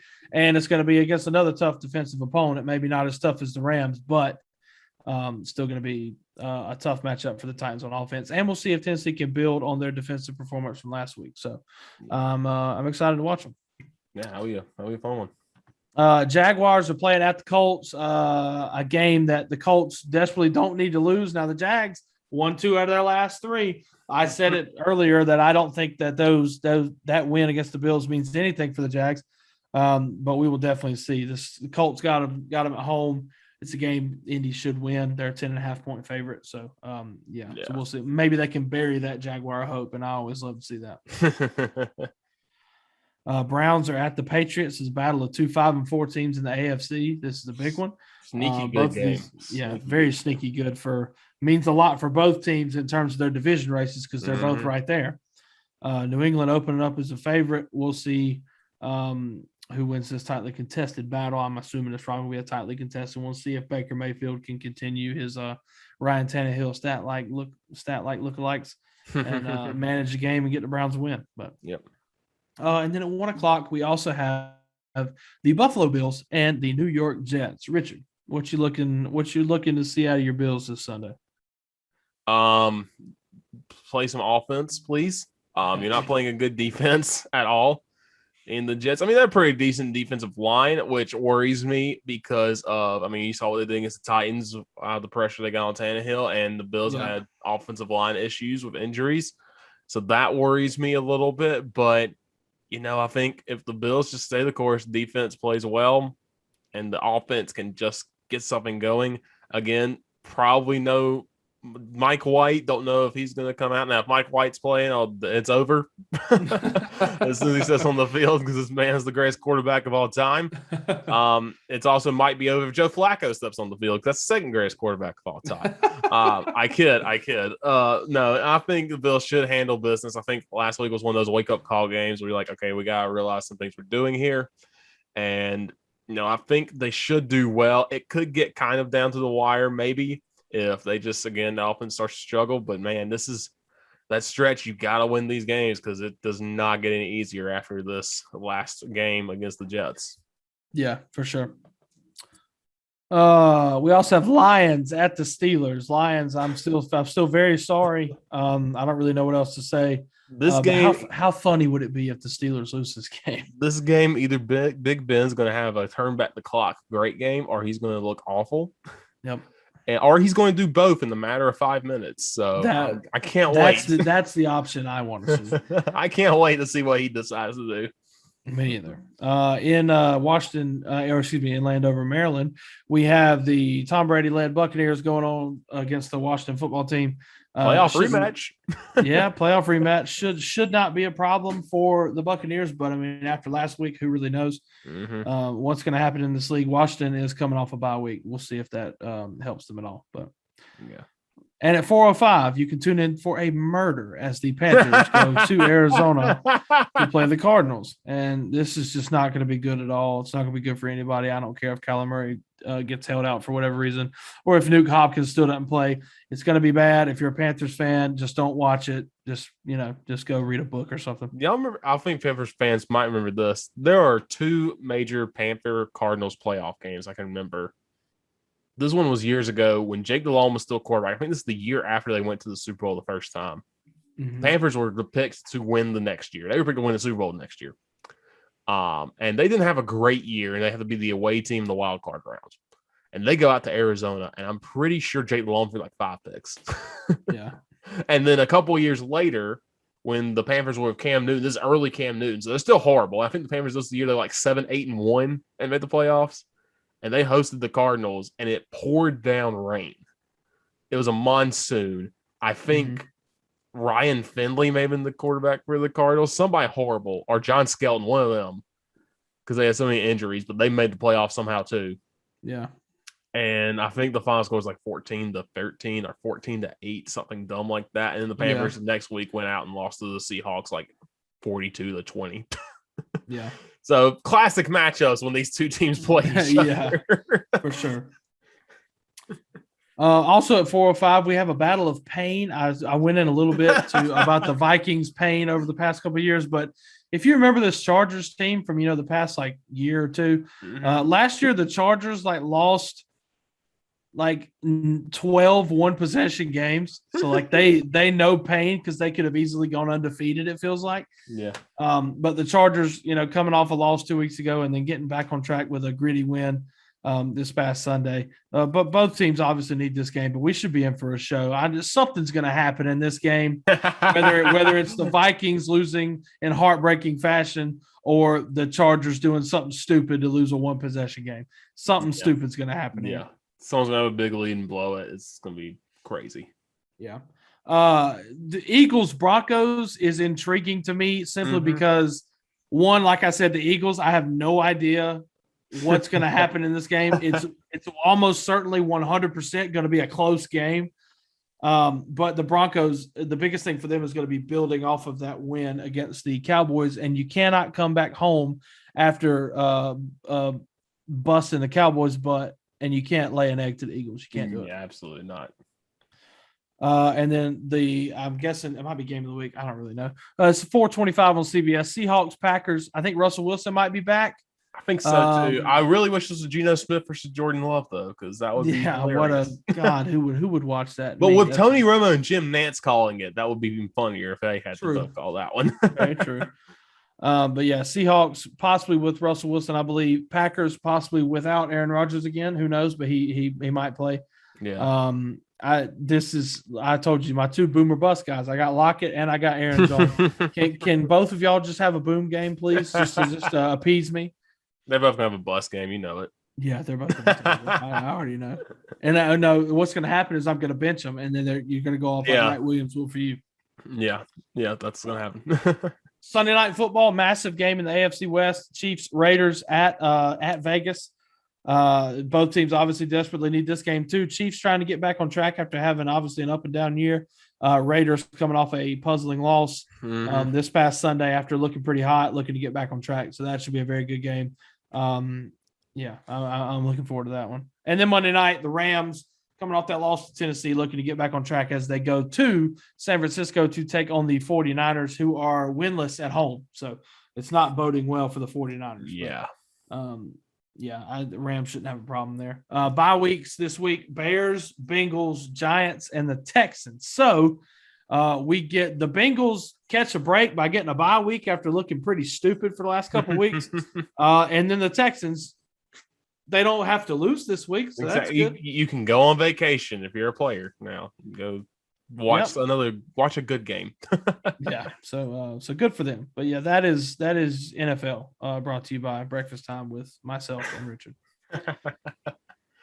Yeah, that's the NFL, and we'll get to college football soon. But of course, we're recording this on a Tuesday, and college basketball is back in Division I, and it is exciting. To say the least. A lot of storylines to go in. There's some games going on right now. Kansas is leading Michigan State right now. Late in the first half, some upsets, Waffle, could be happening in the ACC. Citadel is up on Pitt, 43-31. Oh, Jeff Capel, at halftime, man. Yeah. And then Clemson, the team that doesn't like to play offense at all, is down 26-17 to PC right now. Oh my God! Yeah, there's about there's 2:45 in the first half. Apparently, halfway through the first half, the score started at 9. Oh my God! Which is classic Clemson basketball. If you remember Oliver Purnell days, Clemson fans out there, that was classic Clemson basketball. Where if he was like, please get to 65 points. Yeah. For you, Waffle, South Carolina is up on USC upstate at halftime, 43-34. So. Ooh. Some games going on there. I think Ohio State was struggling with somebody weird. I saw Akron. Yes, they were only up by 2. The last time I saw, that was really the only other big upset that was possibly happening. Ohio State's up 59-57 with 4:08 left in the game. So that's a pretty big game right there. That would be a big time upset to start off the year. And men's on the women's side, right before we went on, South Carolina knocked off NC State on the road. That's a big win, a big game. Number 1 versus number 5, and NC State beat South Carolina last year. So yeah, good for Dawn Staley and her girls to go out and get another win. I South Carolina team's fun to watch, man, and I'm a Clemson fan, but I love watching them, man. They're so much fun. Yeah, I can't say enough about the job that Dawn Staley's done, just transcending this program and turning them into a year-in, year-out contender. She's done a fantastic job, and she is worth every bit of money that they are giving her. Only upset in women's right now, possibly. Also, Presbyterian only down by 1 to Kentucky at halftime, 38-37. Wow, Presbyterian having a pretty good night. Presbyterian basketball looking pretty good. This is just a funny score. Sometimes in the women's basketball, it's so men's for the most part, I feel like it's pretty even. Women's sometimes you get some of those lopsided ones. We've all heard about UConn blowing out people. Right now, it's Texas who is up on New Orleans 78-15 in the third quarter. Oh my God. See, that's the beautiful thing about women's basketball. And you obviously know my background with women's basketball, but I went to Lander University and I was the student manager for the women's basketball team for all 5 years. And a heck of a program, Lander women's basketball, and I am biased, but they're one of the best programs in the country, year in and year out, got one of the best coaches in the nation. But just the thing about women's basketball is when you watch a women's basketball blowout, it's completely different from a men's basketball blowout. Because you might be watching a men's basketball blowout and you're just seeing maybe block shots, steals, turnovers, things like that. You're seeing the team that's blowing them out. Obviously it's not flashy. They're not dunking everything, but they're just doing the fundamentals. But you watch a women's basketball game blowout, and I feel like it's just so sad. It's just so sad because you get these women and these girls that come out here and they can't make a shot. They can't throw it in the freaking ocean. can't even hit the rim. That's- And then you're turning over left and right. And then the team that's blowing them out is just either automatic draining everything, or it's just like lay up. And it just and there's never no stopping stops. it. There's no stopping it. There's That no, year, like, my freshman year, we played Allen, who is a small HBCU out of Columbia, and we beat them 144-1-32. And that's one of the most insane, sad games I've ever watched in my life. that Like, I mean, I was happy that we beat them by over 100 almost, but oh God. It's that's just some fun stuff you get. Like we tell you, always go watch women's basketball because it is awesome. Yeah, And it's amazing. You'll learn so much about basketball. Mm-hmm. You absolutely will. And so that's just kind of you might see some things that are so puzzling. You're just like, I don't even know basketball, but I know what to do there. But yeah, mostly going into this year, of course, both Duke fans here as well too. Duke plays tonight when we're recording against Kentucky, and this is the last year for Coach K. Which is wild. And it kind of was one of those, like, you kind of knew it was going to happen soon. Yeah. But wow, it's just wild to think about next year. There's going to be no Coach K on the sidelines at Duke. And yeah, that's just something wild to think about. Again, you hope Duke can go out with an ACC championship at least and maybe make a deep run in the tournament and win it. They've got some great pieces there this year, man. So a young team again. That looks really good. Got some guys coming back from last year. Of course, last year, weird year, of course, for everybody, but not a great year for Duke. First time missing the tournament in years. Yeah. Let me say one thing about this being a young team. The team is still young, and most of the core is, pretty young. But the thing that has been the one positive, if I can take away from like COVID stuff, teams are older. Like this is for Kentucky. This is the oldest team John Calipari has coached at Kentucky yet, and I'm really happy about all that because I mean I've loved watching the players come through Duke over the years, like the one and dones who are just so good, like like Jason Tatum, Austin Rivers, Jabari Parker, Zion, Vernon Carey, just to name a few. Like those guys, like watching them come through, like it's great. But the guys that stick around, the Grayson Allens, the JJ Reddicks, like Wendell Moore, who stuck around now for this will be his third year. Like the guys like that's what makes it great when you get them to stick around. And Duke's got a little bit of that. They got Wendell Moore coming back. Jeremy Roach, who was a freshman last year guard, he's coming back. Joey Baker, guy they bring in off the kind of off the bench. He might get some starting reps this year, but they bring him in off the bench to shoot threes. And then Mark Williams, who burst onto the scene late last year and finished tremendously for Duke, is now back as a 7-foot senior. He's a sophomore, going to be anchoring down low spot. But the biggest thing for Duke is who they got coming in freshman wise. And the biggest one is number 5, Paolo Banchero. He's a 6'10" forward out of Seattle, Washington. And this kid's got it all, man. He's preseason ACC player of the year. He was a 5-star power forward out of O'Day High School in Seattle. He was the number 3 overall player in the ESPN 100. He was number 1 in the state of Washington and number 1 at his position in the ESPN 100. He was Gatorade Player of the Year as a junior. He's the 6th Duke commit in the past decade to earn Max Preps Junior Player of the Year honors. And that was like Jabari Parker, Jason Tatum, Zion, all them boys. He had 22.6 points, 11 rebounds, 3.77 assists, and 1.6 blocks per game in his junior season. So he's been on Team USA, and he chose Duke over Kentucky, North Carolina, Gonzaga, and others. So this kid's the real deal. I'm hoping he's going to be every bit as advertised. I'm excited to watch him play tonight. But yeah, Duke coming in with a solid squad. The last couple of years haven't been as good for Duke. But Duke coming in with a solid squad, looking like they're going to send Coach K out right with a chance to possibly bring it all home at the end of the year. We'll see. The one team I'm looking for, see if they can put it together, is Gonzaga, though. Yeah. Because they're the favorites again. Rightfully so. Drew Timmy's back. They've got Colby Brooks back. And, then, of course, they got that freshman Chet Holmgren, 7-foot center from Minnesota that can just do it all. They came very close last year and had the heck of a Final Four game, of course. But they won at the buzzer against, I believe, UCLA, I think it was. I can't remember exactly who it was. And if they – well, they're fine. I feel like Gonzaga at some point is going to put it all together and win a national championship. Yeah. This is one of their best chances, I think, because I feel like Drew Timmy's one of those guys who's going to stay, I think, all 4 years. And he's a junior right now. But Chet Holmgren, I feel like, is going to be a one and done type guy. Yeah. And maybe a Colby Brooks. So you have to see. But yeah, that's a big time team. Kansas, of course, is always going to be good. Kentucky's always going to be good.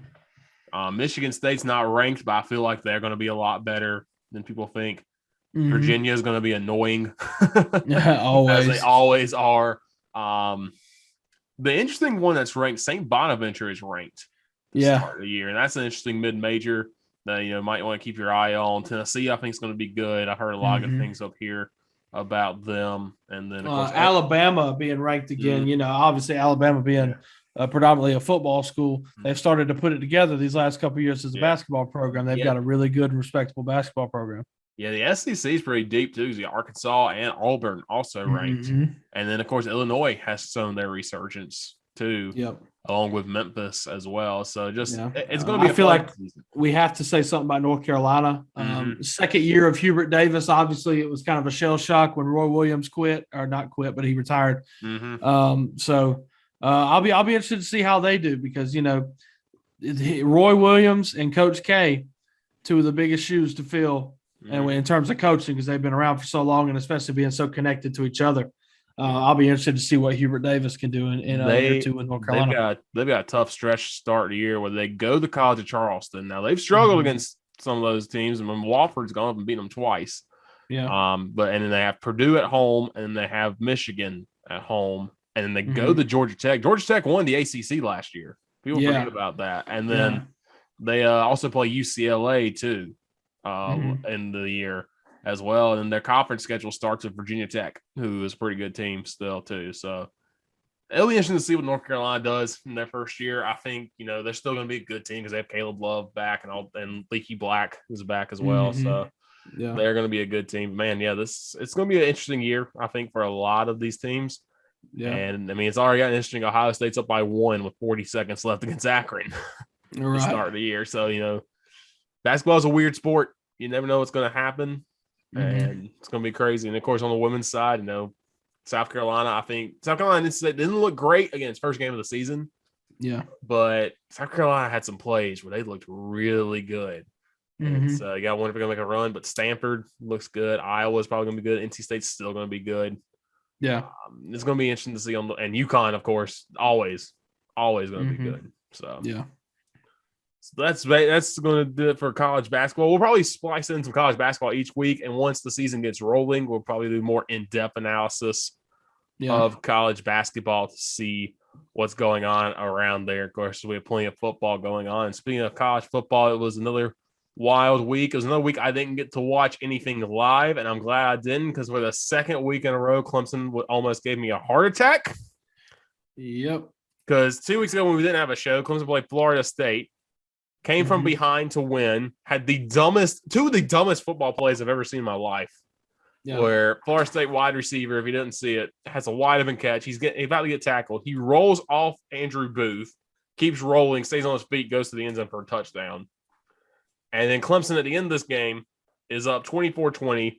Florida State has to score. They started doing the hook and lateral. They ladder it right to a Clemson player who scores a touchdown. And Clemson gets the worst backdoor cover of all time. Yeah, yes. They were favored by 9, and they won by 10. Pissed me off. Now the line for Clemson, Florida State in our little pick'em thing that we do when we pick the spread was 10. So it basically meant a push, but still, it was prime position. I was like, I took Florida State plus 10. I was like, yep, we're in good position. Clemson can win. I'm still going to win in my picks, but my picks were awful. I needed this game, and then it pushed, and I was like, you had to be freaking kidding me. Yeah, and. No, in that game, DJ Uyunglele looked serviceable. Will Shipley back looked great. Had the game-winning touchdown. Good to see him recover after that bad game against Pitt. And you're like, okay, they're going to play Louisville. And there's never ever been any stress in the Clemson-Louisville game, right? No, never. Not at all. Yeah, Clemson got down early in this one. And I remember the score is 17-7, I believe. And I was like, okay, this is a tough one. Clemson comes back. in the fourth quarter, they're down 24 to, I got to do the math real quick, 24 to, I believe, 17. Yes, 24-17. Mm-hmm. Or 24-16, one of those, 17. Yeah, 17. And they come back and win it. Thanks. And DJ Uyunglele had a good game. 18 of 30, 220 yards and 2 touchdowns. Ran for 12 yards on 8 rushes and had a touchdown. And Bo Collins, his former high school teammate, finally got something going. 6 catches, 104 yards and a touchdown. Clemson finally used the tight end with Davis Allen getting 2 catches for 12 yards. Mm-hmm. Will Shipley, 14 carries, 47 yards. Tigers just couldn't run in this game. And that was another problem. And again, Clemson against Louisville having to have a goal line stand against the Cardinals. Yeah. And get the stop. Xavier Thomas comes all the way from the other side of the field to get the tackle to win it. And I'm glad I didn't watch it live for the second straight week because my heart probably would have given out right then and there. Right. Malik Cunningham's still a good game. I still think he's a great quarterback in the ACC. He's 12 of 20, 174, not great, but rushing-wise, 22 carries, 134 yards, and 2 touchdowns. Yep. He was running all over this Clemson defense. But again, at the very end, Clemson defense came up clutch. Trenton Simpson had 2 sacks, 3 tackles for loss. James Skalski had 8 tackles, including a sack. And like we said, Xavier Thomas had only 1 tackle. That was the biggest one of the game. And then KJ Henry had 3 tackles, sack for loss. The drive for Louisville, that final drive, when they get to the red zone, Clemson defense comes up so clutch because they have the big 45-yard touchdown, 45-yard pass to start. They get down and they get 1st and goal. After on 4th and 1, they get a big play to get 1st and goal at the 2. Jalen Mitchell runs for no gain. 2nd down at the 2. Malik Cunningham loses 3 yards. 3rd and goal at the 5. Malik Cunningham gains 3 yards. 4th and goal at the 2. Malik Cunningham gets 0 yards. Yeah. Or gets sacked at the 4-yard line. And that's how the game ends. So just, again, bend don't break. Clemson's bowl eligible. But I have it's been a few years since I've had to worry about that. Yeah. But they are bowl eligible now. And Clemson, DJ Uyunglele, he was kind of banged up, limping a bit. Tyshawn Pomachuk had to come in for a little bit in this one. Yeah. Hopefully DJ's fine and can finish out the season strong. But, man, just a great win to go on the road, win that game. I feel like every game is going to give me a heart attack except for the one this week. If the one this week gives me a heart attack, we got to have a serious conversation. Yeah. But this was a wild game, and Clemson got the win. And there is a backdoor chance for Clemson to make the ACC championship game still. It's still alive. Still alive. There. It's going to take a lot of help. It's going to take the Deke order to get revived and then killed back-to-back weeks. But I'm sad. I don't want to talk I know. about that. I'm very sad about that. When we get to that, we're going to have our funeral for him. But Clemson gets the win. It's a good win. They beat Louisville. Louisville has never beaten Clemson still, which is very shocking to me. I feel like Clemson at some point would have blown it against them, but Louisville kind of entered the conference at the worst time when Clemson was starting to roll. So yeah, but good win for the Tigers. A win's a win. At this point, I'm just like, just get to 9 wins if you can. Yeah. Maybe get to 10 if you can. Just get to just have a good year, get a decent bowl game at this point. Yeah. Definitely a good win for Clemson. Better showing from DJ. I just want to talk about Louisville for a second. Malik Cunningham is Louisville. Without him, they are nothing. He's Lamar Jackson light. Yes. Yeah. If Lamar Jackson is Coca-Cola, then Malik Cunningham's just like the remade Coke Zero. It's like it's okay, but it's not the real thing, but it gets the job done. But Malik Cunningham, 174 yards in the air and 134 on the ground. The biggest difference in this game was when he got hurt and he came out for a couple possessions. I think that if he does not come out and get hurt, Louisville wins this ballgame. Oh, there's a great chance they do. Just because he was so electric and he did everything for them. And if he had not had to come out for a possession or two, That was when Clemson kind of made their move, and I think retook the lead. But I think that they win this game. But still a good win for Clemson, getting them bowl eligible, up to 6 wins on the season. So definitely good for them. And I know there's been a lot of turmoil and some things that a lot of Clemson fans haven't been used to in a while happening this season. But like you said, still a small possibility of getting into the ACC championship game. Yep. But a lot of things have to fall in place. But we'll see how it goes. Yeah. If you wanted, I went through some emotions just now. They were showing Ohio State Akron, the ending to that game. Akron hit a 3 with 5 seconds left to go up by 1, but Ohio State hit a buzzer beater to win the game. Oh, my God. Crazy ending to this game. Akron gets the 3. Ohio State gets the shot inside the paint. Just a little floater. Gets up there and gets it in to win by 1. So college basketball started off crazy already this season. Staying with college football, speaking of crazy, Waffle. What happened in Columbia? South Carolina demolished Florida 40-17. And Josh Vann, if you've seen the video, had enough time to do his taxes, play a golf game, and graduate before they even covered him. And is Jason Brown the greatest South Carolina quarterback of all time? He might be. Yeah, what a freaking night in Columbia. Unbelievable. Like, I don't even know. 40-17, shellacking, for lack of a better term, of the Florida Gators, man. The first start for Jason Brown, the transfer for South Carolina from St. Francis.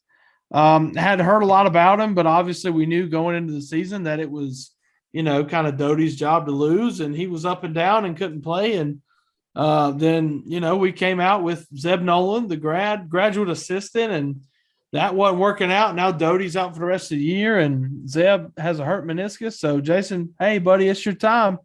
And, boy, he made the most of it. Let me tell you what, he was 14 of 24 for $175 and 2 touchdowns, one of them being a wide-open pass to Josh Vann, which that video is hilarious. You got to watch the video the South Carolina social media put out with Josh Vann. It is really funny.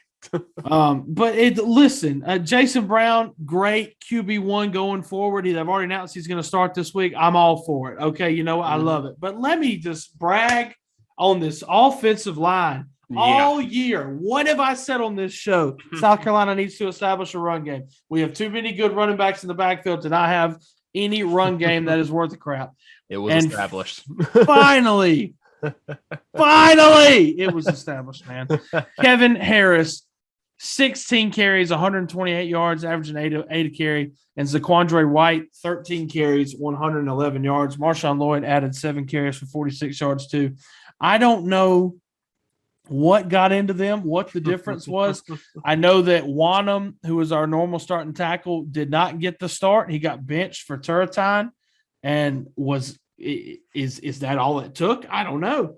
But South Carolina, just a masterful performance on the ground, and just offense as a whole. Like, I haven't seen South Carolina offense flow that smoothly.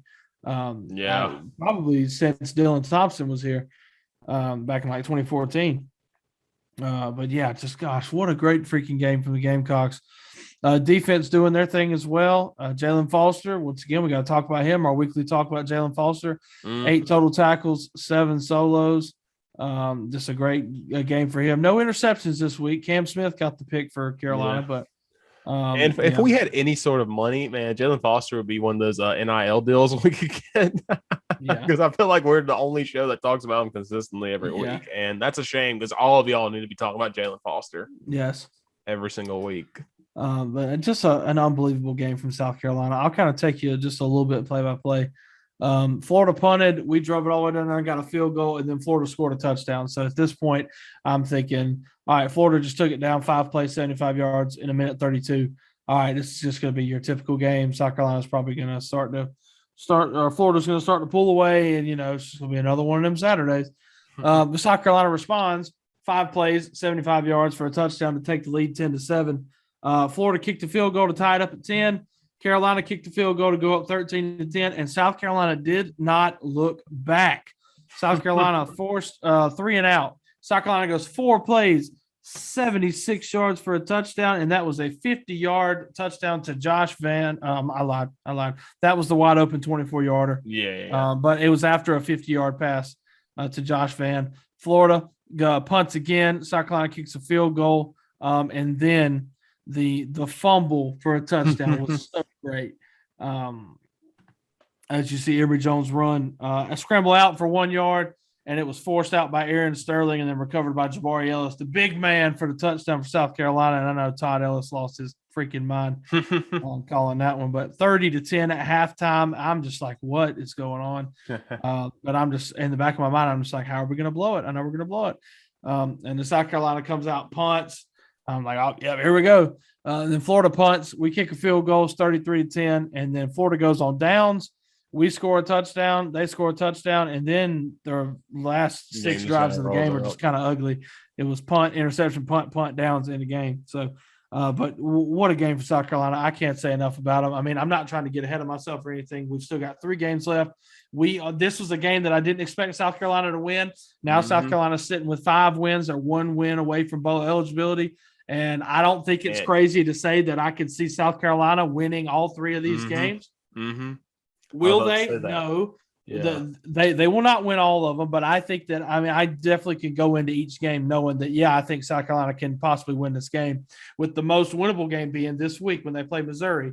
And then they play an inconsistent Auburn team who is good. Yeah, and you got to play a weird Clemson team too. Yeah, and then you got to play Clemson at the end of the year. And honestly, this year, who knows?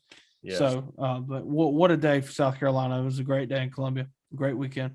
Yeah, absolutely. Just a wild game. And then, man, Shane Beamer, he's got him, I think, ahead of schedule, in all honesty, because going into this year, I wouldn't have thought South Carolina be anywhere near bowl eligibility. And at times they've looked like a team that was like, man, this team's horrible, but they stuck with it. And for all of that, they can sneak into a bowl game and go off and win that. There's a lot of hope, I think, for the build up for Beamer. And that didn't look like the same team that had to get a game-winning drive over ECU. It didn't even look like the same team that played Texas A&M. And that looked like a completely different team. It looked like a revitalized team. I don't know if it was just Jason Brown or Florida's just that bad, which they might be, because Dan Mullen's probably getting fired. South Carolina continuing the tradition of messing up Florida head coaches now. They didn't fully get to Mullen yet, but they did let go of Todd Grantham, and they let go of their OL coach. So, and we were also the ones that got Muschamp fired. So, hey. Yay. You've already gotten Florida fans back to the point where they want Muschamp back. So that's you've done your job, South Carolina. So we'll go through the national games this week. Georgia beats Missouri 43-6. I don't know who's stopping Georgia this year. No, I don't either. Maybe Alabama, but that's a big maybe. Because Alabama and LSU. Alabama beat LSU 20-14. LSU pulled off the trickeration with the fake punt. Yeah. And Alabama had no running game in this at all. Yeah. John Robinson at 18 yards, and that's it. And LSU stuck around, hung around, and almost pulled it off. And Alabama ended up getting the win. This is the game that Nick Saban kind of likes, because he likes, when he gets these stuff wins, because it makes him look better. But, man, there's some questions now about this Alabama team ever since that Texas A&M game. And this is against the LSU team where Ed Orgeron has come out and said that this team stinks. Because he does not care anymore. He's done. And so that's got to be concerning if you're an Alabama fan. Again, also, it says maybe the LSU actually did care for this game. So, who knows? Purdue and Michigan State. Purdue keeps ruining teams' seasons. The spoiler makers win 40-29. And I just want you to see the stat line of their quarterback, Aiden O'Connell, 40 of 54 for 536 yards and 3 touchdowns. Oh my goodness, Michigan State. Yeah. And unbelievable. David Bell had 11 catches, 217 yards, and a touchdown. This game was ugly for Michigan State all day. Wow. Kenneth Walker still had a great game. Yeah. 22 rushes, 136 yards, and a touchdown. But Purdue is 6-3, quietly 6-3. And now, just a little heads up, they play Ohio State this week. Purdue, do it. Do it to them. Richard, we both know that's not. We happening. know it's not going to happen because we can't have nice things. Because after we can't have nice things. They can't beat Ohio State, but they can beat the living dog mess out of Michigan State any week and beat Iowa. But they play Ohio State. No, Yep, literally the week after they beat Iowa. Remember, they lost by 17 to Wisconsin. Right. So yeah, they won't do it. I hope they do, but they won't do it this week. Yeah. What a stat line though from Purdue. Can't say enough. Like, God bless. What a freaking day for O'Connell and also David Bell. Unreal. I'm so sad for Michigan State though, because we can't have nice things. But and we'll talk about it a little bit later about Wake Forest too. But like, this is just my whole dream has been ruined now. And it's just I'm a sad boy. Yeah. Some other teams that had to survive too. Oregon beats Washington 26-16. Washington, another team that I feel like has given up this year, and they suck. Hangs around Oregon, but again, Washington has no offense, so it didn't matter. Oregon pulls away. Ohio State, Nebraska. Ohio State wins 26-17. Nebraska slows down Ohio State somewhat. CJ Stroud had a good game. Nebraska's the best. I don't even know what their record is right now. This is the best 3-7 team. They would be 10-0 if it wasn't for just bad luck and bad play calling toward the end. They are yet again not going. They are not going to a bowl game, and they've already announced that Scott Frost is coming back. Oh my God! Stop it. He is 15-27.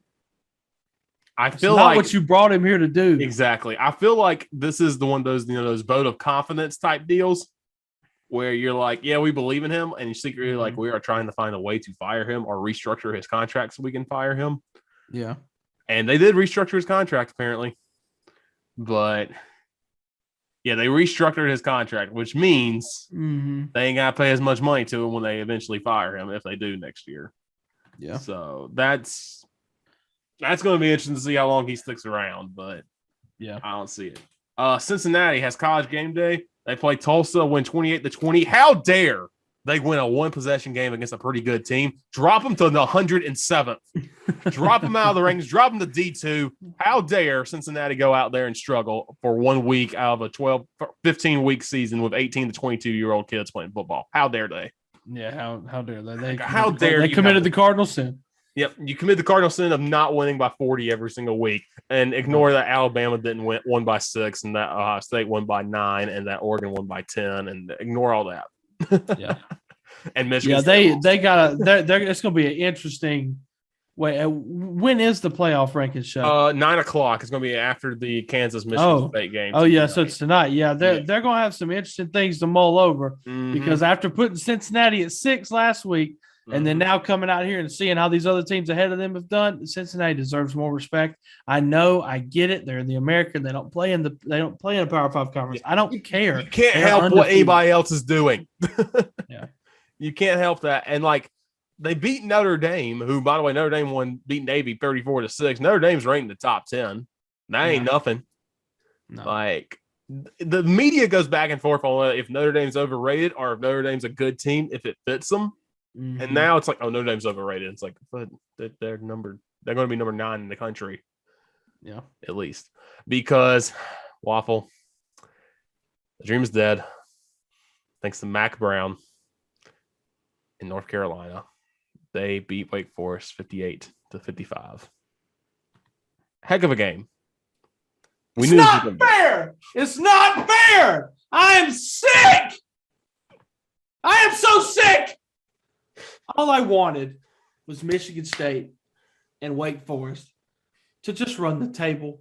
I don't look, just go undefeated. Just go 12-0 with a chance in your conference title games. And I can't even have that. I can't have nice things. I'm sick of this crap. And now Cincinnati getting disrespected. It's going to be the same old BS year in and year out. With how they treat these teams. Why even have a 14 playoff? The BCS, like, look, this is obviously, that's off topic, but the BCS was not as bad as people believe it is, or they thought it was. Yeah. The BCS would have had Cincinnati ranked number 3 right now. That, and then also look at the matchups that have ended up being the national title games. I believe it's the same ones that the BCS would have picked, so it's not that different. Yeah. If you're going to really be that different, you have to have a bigger field, move it to 8, something like that. Will that happen? I don't know. But anyway, back to the subject. Wake Forest lost. I am extremely sad, and of course they had to lose to North Carolina. Okay. When I pull for North Carolina, they freaking lose. When I pull against North Carolina, they always freaking win. Prime example: Saturday, an example from earlier, a couple years ago when I wanted them to win. Richard, sorry, the ACC title game. Yeah. I pulled so hard for North Carolina to win that game, and there was a questionable offsides call, but either way, North Carolina lost the game. It's just one of those teams. I can't pull for them, can't pull against them. I can't stand them. I can't. That's why I'm a Duke fan. Go Duke, but God, I hate North Carolina. Yeah, this is a rough day for, of course, Wake Forest defense, which is kind of non-existent. But Sam Hartman's decent day: 25-51, 398 yards, 5 touchdowns, 2 picks. He also ran for 78 yards, 2 touchdowns. Sam Howell had a good day: 16-26, 216, 1 touchdown, but ran for 104 yards, 2 touchdowns. Ty Chandler was the guy from North Carolina, 22 carries, 213 yards, and 4 touchdowns, including the 50-yard touchdown that ended up winning the game for him. It's frustrating. Yeah. Especially happens to this team. But again, good news is though, we're right on the path for Wake Forest and Pitt still in Charlotte, right? I believe, because this was a non-conference game. Which is another thing. That's so dumb. Yeah. It's because of the rotation, all this stuff, and their rival. It's the dumbest thing ever. But yeah, right now it is still set to be Wake Forest and Pitt. Again, Clemson can get some help and do some work. We can get Clemson in there, maybe. Probably not, but that's the only way Clemson gets back in it. But yeah, Wake and Pitt is still the path, which is what I want now if Clemson can't get in. Right. I just wish it was for a national championship because Miami and North Carolina, they ruined everything in the ACC, and they ruined everything for me in the past 2 weeks, and I'm disappointed. Sad. A very disappointing week. Rest in peace to the D quarter, man. It was a fun ride. Fun ride. Baylor and TCU. TCU about Gary Patterson, but they get the upset. Knock off the Bears 30-28. Big add TCU to the list. I don't know if they're good or not. I have no clue at all. Another team I have no idea if they're good or not. Texas A&M beats Auburn 20-3. What is Bo Nix? He has done the same. Knows. He has not gotten better. He hasn't gotten worse. He is just there. Yeah.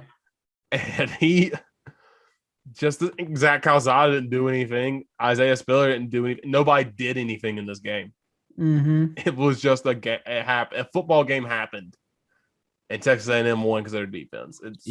And there were 0 offensive touchdowns in this game. Mm-hmm. 0. And it wasn't flashy. It was a standard Jimbo Fisher game of we're going to beat you and you're going to hate every minute of it. Mm-hmm. That's every Jimbo Fisher game ever. Yeah. So weird game, but Texas A&M wins 7-2 or the Aggies. So yeah, props to them. If they didn't have that loss to the Arkansas, Mississippi State, they'd be in the driver's seat for the West right now. Yeah. They just had this 2 stupid losses because of that. Because, we can't have nice things. Exactly. Ole Miss beats Liberty 27-14. The Hugh Freeze revenge game doesn't happen. Mm-hmm. Liberty's offense, they have that Malik Willis kid. He's looked kind of bad the past couple of weeks, though. And he hasn't played really. This is the first really good team he's played. He looked bad against ULM. He looked bad against somebody else they played before that. So that's just interesting to see if you're drafting. Of course, me hating Liberty loves this. Yeah. He threw 3 picks on national television. So right. Arkansas, Mississippi State. Why was Mississippi State ranked? Why? Yeah, why? They suck. They are not good. And Arkansas got blinded by a false hope, mm-hmm. and Arkansas, who was still ahead of schedule, but their season kind of derailed, gets back on track because of it. Yeah. 31-28 win. And Will Rogers still throws for 417 yards because they have him throwing it 800 times a game. Right. Every single week. KJ Jefferson back, looking good again. 19-23, 191 yards and a touchdown. Johnson, the running back for Arkansas, 17 carries, 107 yards and 2 touchdowns to win on the final minute. And Arkansas bowl eligible. So that's something good for Sam. Pittman and crew. But how was Mississippi State ranked? They're 5-4, and they're watching State ranked this week, and now I'm going to be like, how? There's no reason they should be ranked. They lost to Alabama by 40. Mm-hmm. They lost to a middle-of-the-pack American Athletic Conference team in Memphis, and they lost to LSU. They suck. Yeah. There's no reason they should have been ranked. Another upset, Tennessee beats Kentucky 45-42. This game was wild. It was a wild game. And I was keeping up with it. And I was looking at Hendon Hooker. I think Tennessee's found their guy in Hooker, man. He's looked really good. 316 yards, 4 touchdowns, 15-20. Will Levis did a pretty good game. 31-49, 372, 3 touchdowns and a pick. The problem is Tennessee, you let Kentucky score 42 on you, and Kentucky's offense is bad. The offense is bad.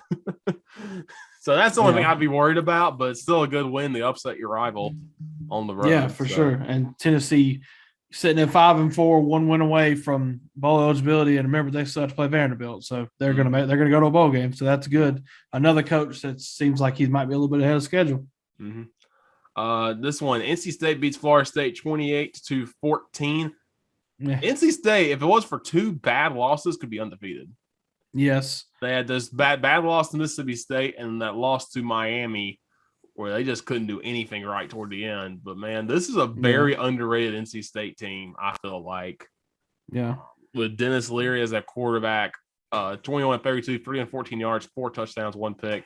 Another good quarterback that I feel like they always have.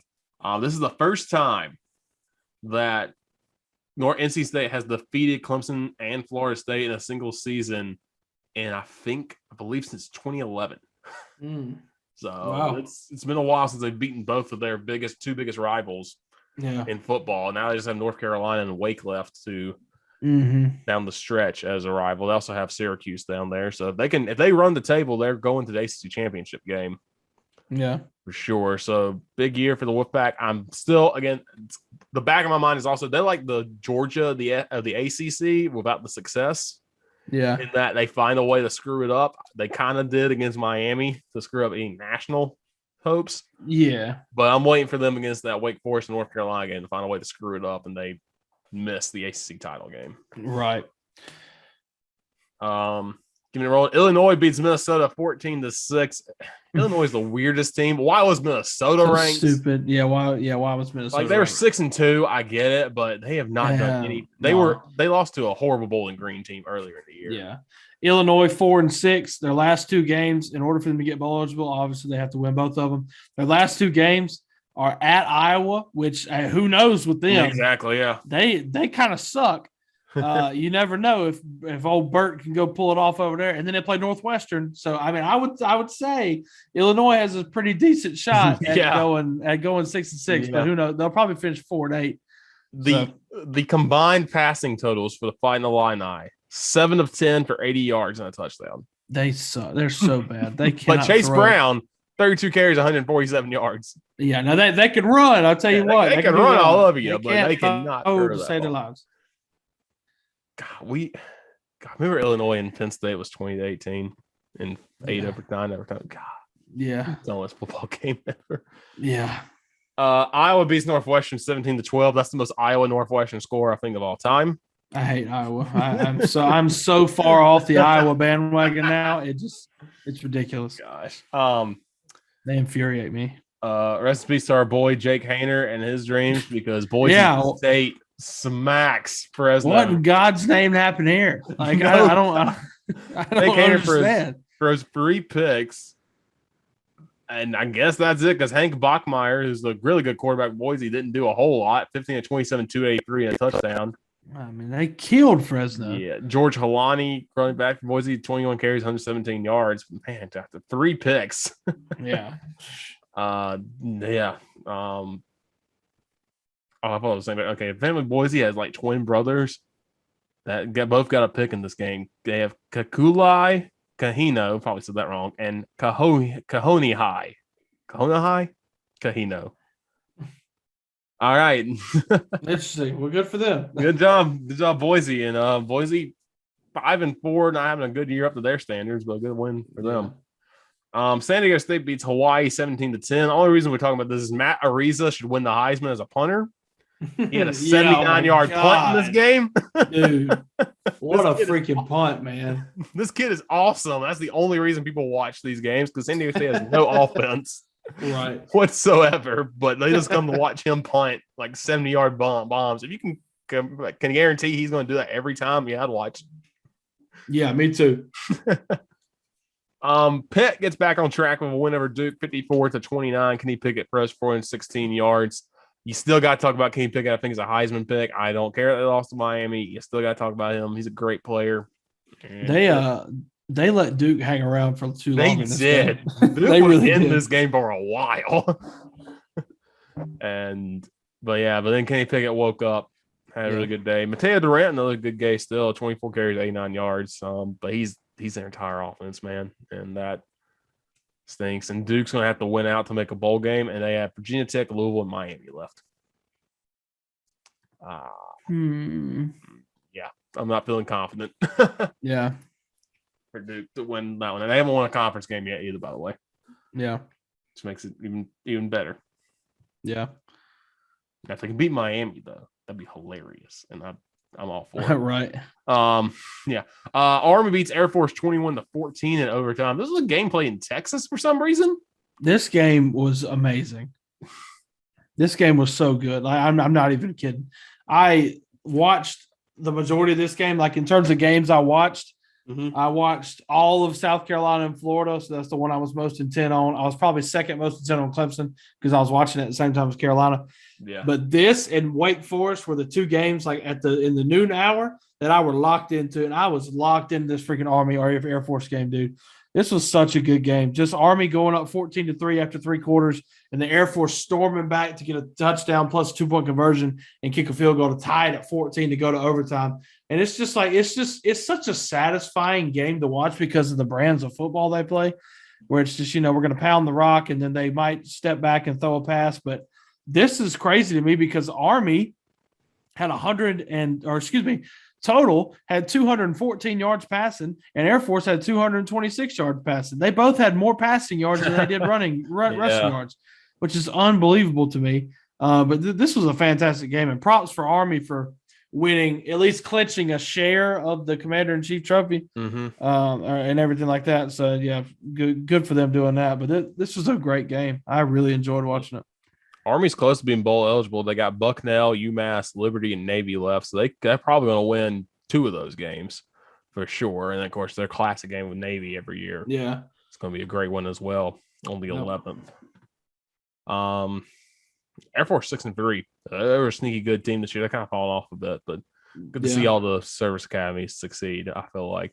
Miami beats Georgia Tech 33-30. Whack. Miami – has Miami found a quarterback in Tyler Van Dyke, though? It seems like it. 22-34, 389 yards and 3 touchdowns. I mean, shoot. He's got 1,877 yards passing, 15 touchdowns, just 4 picks in this season so far. So, yeah. The U's not back. I will never say they're back yet until they beat somebody that really matters and or have a consistent season themselves. Yeah. They're looking good. Yeah. A team that finally gets a win. Arizona beats Cal 10-3. What a score. They stormed the field. California, you are pathetic. You lost to Arizona. Yeah. Have you watched this team play football? I wish I wouldn't have, and I watch anything. The score at halftime of this game was 0-0, by the way. That's all you need to know. This game was awful. This game was horrible. And Arizona threw 3 interceptions and won this game. Pac-12 football, baby. Thank God this was on the Pac-12 network. I kind of wish it was. I kind of wish for once. I kind of wish it wasn't, though, because I kind of wanted to watch it now. But right. I agree that they put it somewhere where it belonged, and that's good. Speaking of horrible teams, UMass lost to Rhode Island 35-22. I just want to point that out. Oh my God. And remember, UMass beat UConn. Oh man. UMass has Maine this week, by the way, so I really hope they lose that one too, just to complete it, because that's funny. Yeah. Let me throw this out there real quick. Mm-hmm. Jake Bentley for South Alabama. I'm just looking at the stats just because, I for whatever reason, I want to try to keep up with him. I think Jake Bentley has been benched because he only threw 3 passes. Yeah. And it says he's active. So maybe Jake Bentley's gotten benched, which is hilarious. Because screw that guy. So Jake Bentley I'm going to say he got benched at South Alabama. That might be completely untrue, but I just think that sounds nice. Yeah. And finally, UTSA, the Roadrunners, meep, baby. 44-23 wins over UTEP. They're undefeated, but, it's UTSA, so they're going to be ranked 98th. Rank them, you cowards! What do they have to do? Because they have blown out everybody. Yeah, they've been playing played. Really well. They beat Illinois by 7. They beat Memphis by 3. Beat UNLV by 7. That's about it. UNLV is the only bad win because UNLV hasn't won a game. Yeah, but they beat a Big Ten team on the road by 7, and they beat Memphis on the road. All those games on the road except for UNLV. And since then, they beat Western Kentucky by 6. Western Kentucky's 5 is second in the conference. Yeah. So I mean, it's not like they're going out there and not getting the job done. Yeah. Like, rank the Roadrunners, please. Yeah. Please rank them. And but of course, because they're Conference USA team, they're not going to get ranked at all the entire season. Right. So that's it for last week. We go to this week. Right now, there's some action going on, which Maxon's come back, and some of those games have been wild already. Yeah. So we got 3 games being played right now as recording. A couple being played on Wednesday. And so we'll go through first of our teams. And first, Clemson plays UConn this week, baby. Clemson's going to find their offense in this one. Because if they don't, we got to have some questions. Yeah, we got some serious issues. I think I saw the projected score was 38-2, and I am fine with that being the exact final because that'd be hilarious. That means UConn would cover the spread. I know exactly, which would make everybody mad too. And I'm like, you know what? I kind of want that though. It'd be funny. Yeah. No, this should be a game where Clemson just rolls. They picked to win by 41. It's Military Appreciation Day. Clemson's going to be wearing all the all purple, Waffle. Oh boy, I do like those. And the all purple, and so should get the win. Should roll to a nice win in Death Valley. Kind of like that South Carolina State game at the beginning of the year. That's all I'm really going to say is that Clemson should roll to a win. Unfortunately, we don't get to see the little Pomachuk versus big Pomachuk because the little Pomachuk, he got hurt earlier in the year. Tyler Pomachuk, quarterback for UConn. So that's disappointing, but we'll see. I think Clemson should handle business. Now, about 1:30, if this game is still close, you're going to be hearing a loud scream. That's coming from Jackson City, and that's me when I watch this game back. Just going to be terrified because if Clemson loses to UConn, I'm going to be in a stunned silence, and I don't know if I'll move ever again. I think I don't care. I don't care what Dabo's done, what Venables has done, what any of those coaches have done. You got to fire them all. Get them out. Clean fire house. Them all. Tear it's down over. Tear down the football stadium. The whole athletic department. Everybody got to go. It's over. Tear down the football stadium. We're playing at the soccer field now. Like, tear down the what is it? Is it the north end zone? That's the one that's most recently renovated. Oh, the west end zone. Yeah, the west end zone. Yeah, tear down the west end zone. You get it back when you avenge this loss to UConn. We don't run down the hill anymore. You just come out the tunnel. That's it. You don't get to run down the hill if you lose the UConn. And like your brand new softball program that's been doing so good. You know what? We're cutting that. Get out. Like it's everybody suffers losses if you lose to UConn. So do it for the good of the people, Clemson. Please win this game, please. Oh God. So yeah, that's at noon on the ACC Network, and then at 4:00 on the SEC Network, South Carolina and Missouri in Columbia, Missouri. Mm-hmm. Missouri actually picked to win this one by 1. I don't know if Connor Bateslick's going to be back or not for them. Jason Brown, the starter for South Carolina. And South Carolina, they just need one more win to get that bowl eligibility. And this is a perfect time to go get it against a Missouri team that has looked up and down all season long. Yeah, Missouri has definitely been up and down. I don't think they're a really good team.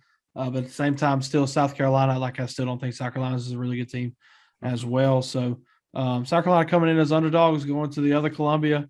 We do. This game is played for a trophy. I don't know if you. I don't know if all that of you one knew I that, knew it was. There is a trophy for this game as well. I can't remember what they call it, but I think it's just the Battle of Columbia is what it's called. I think so. South Carolina has actually been kind of favorable, or it has won a couple of these as opposed to the trophy with Texas A&M that we've never even sniffed.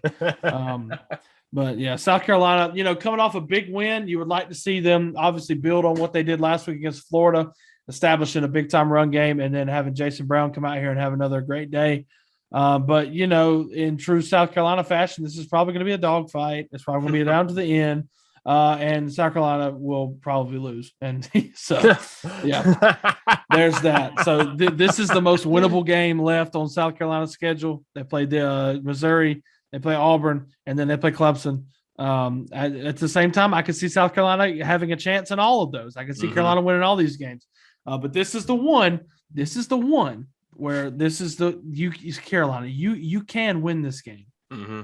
I know you got a big head after dismantling Florida last week, but you're not done. The season's not over. You don't have to come out here and lose to Missouri, please. Like, my heart hurts thinking about it. Like, just please, just come out here and play a sound game, and let's go to freaking bowl game after being 2-8 and get rid of Muschamp, please. Yeah, that would be a great way to start off the Beamer era for sure. In Columbia with a win and then winning a rivalry game as well. Looking at this week in college football on Thursday night when this drops, you have North Carolina and Pitt. North Carolina, I swear, do not ruin this again. I swear to God. If they ruin it for a second week in the don't you do it. Don't do it. Don't do it at all. Pitt's favorite to win that game by 6.5. Please, Pitt, just do it to them. The over/under 73, by the way, in that game. Yeah, that game's gonna be wild. Yeah, this is gonna be a 45-35 contest, no doubt. Can you pick a Spurs for 29 touchdowns this year? This is the Heisman winner. There you go. That's going to be a crazy game. On Friday, you have Cincinnati and USF. I'll be an unranked Cincinnati after these playoff rankings because how dare they win by 8 points. They'll pick the win by 23.5. And, if they're a point or if they have a half a point less than that, nope, absolutely not Cincinnati. You don't get to do anything in that. And these are jokes, but honestly, are they jokes? These are jokes, but they're not jokes. You know what I'm saying? That's the sad part about it. There's a truth behind these eyes. Let me tell you what. On Saturday, Alabama, a nice bye week against New Mexico State. They picked the over the line's 51.5. Oh my God. So, God. Yeah. Get this one over with as quick as you can. In this one. Michigan and Penn State. This one I feel like would be a lot more hyped up if it was earlier in the year, but it's just kind of falling down. But it should be a pretty good game still. Michigan needs to try to keep their Big Ten title hopes alive and possible playoff hopes alive as well, with Michigan State losing. Oklahoma plays Baylor at noon as well. That could be a really fun one. That could be really good. Still just kind of I'm iffy on Baylor. But obviously Oklahoma look better since they made the quarterback switch, but they're still kind of playing with fire. So we'll see. It's going to be on the road in McLean Stadium. I know it's going to be rocking. Oklahoma, again, ranked 8th at 9-0 because they haven't looked good at all. And they need this win to kind of keep their hopes alive. Let me just say this. I'm assuming this has got to be Big Noon Saturday I think so, with Gus Johnson and all them. I just want to say how much I truly love that. And I love the high-profile matchups, even if it is Big 10, Big 12 football, that we get at noon, and especially with Gus Johnson. Like, everything just to start your day off, it's such a great way to start the day of college football. And I can't commend them enough for really putting an emphasis on the 12 o'clock games. Yeah, they've really done that a lot this year, putting the emphasis on the 12 o'clock games, and I think that's been worked out a whole lot this year. Yeah. Mississippi State plays Auburn this week. This could be the dumbest SEC game of all time. Yeah, this is something stupid is going to happen. Will Rogers and Bo Nix, two of the most solid, consistent quarterbacks in the country. It's going to be wild. Northwestern, Wisconsin. I only mentioned this one because Wisconsin's picked to win by 24. The over-under is 41. What? Yeah. It's going to be a classic Big Ten game. It also might snow in this game. Yeah, so basically it's just going to be 27-3. Basically, yes. It's going to be – no one's going to learn anything It's a dumb football game. Yeah. Like I said, Maine plays UMass. I need the Black Bears to win this game. Please, Maine, do it. It'd be funny. UCF plays SMU. SMU lost to Memphis last week, so they've kind of fallen down since losing that game to Houston. But that's also going to hurt Cincinnati to get back in the rankings after they're ranked 52nd. Exactly. So SMU, even if UCF loses this game, that's what's going to hurt Cincinnati too. So yeah, rocking a hard place there for them. Houston is 8-1. They play Temple. That's a game that could help Cincinnati if Houston wins. Right. So that's an eventual American Championship game matchup. Georgia State plays Coastal Carolina. The only reason to mention this, Grayson McCall might be out for the season. Have you seen that? That's a massive blow. Yeah, I did see that. That's a tough blow for them because Coastal 8-1 only lost to App State. And trying to stay alive in the Sun Belt race. But man, that's a tough blow, especially if they have any postseason endeavors for them. Yep. Georgia and Tennessee at 3:30 is your CBS game.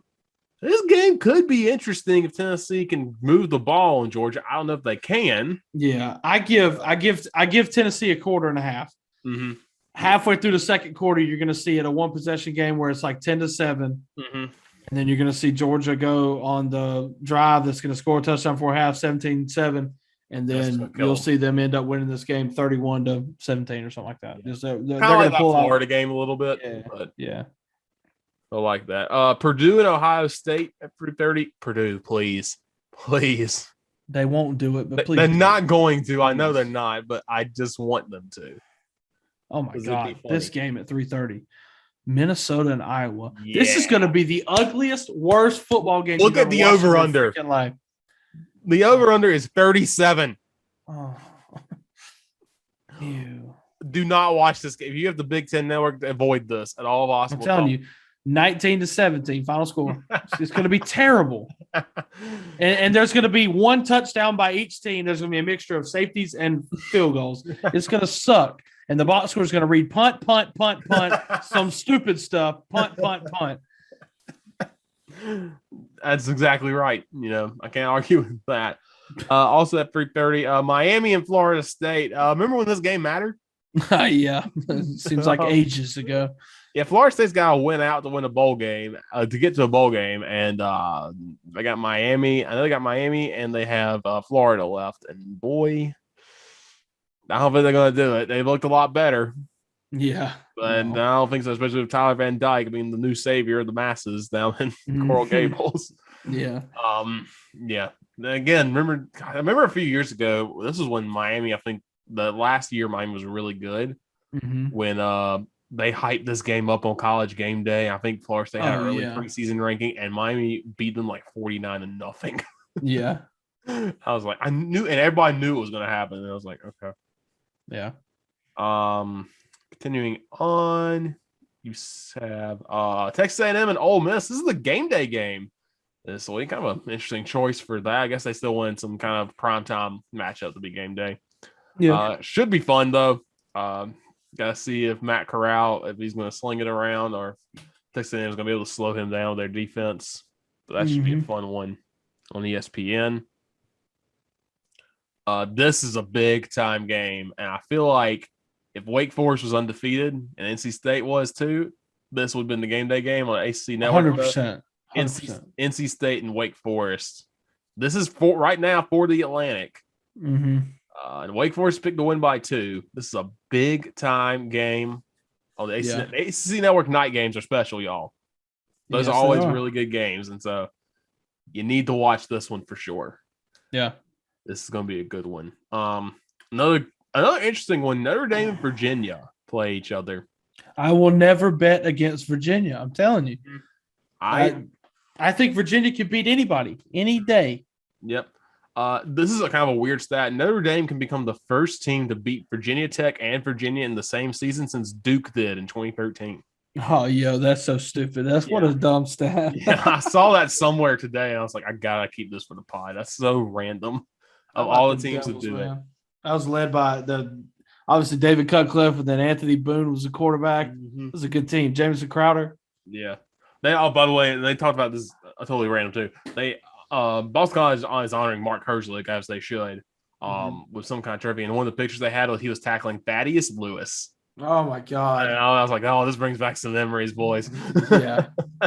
Underrated Duke quarterback before they had that good stretch. But dog, he had to deal with some horrible teams during his time. Yeah.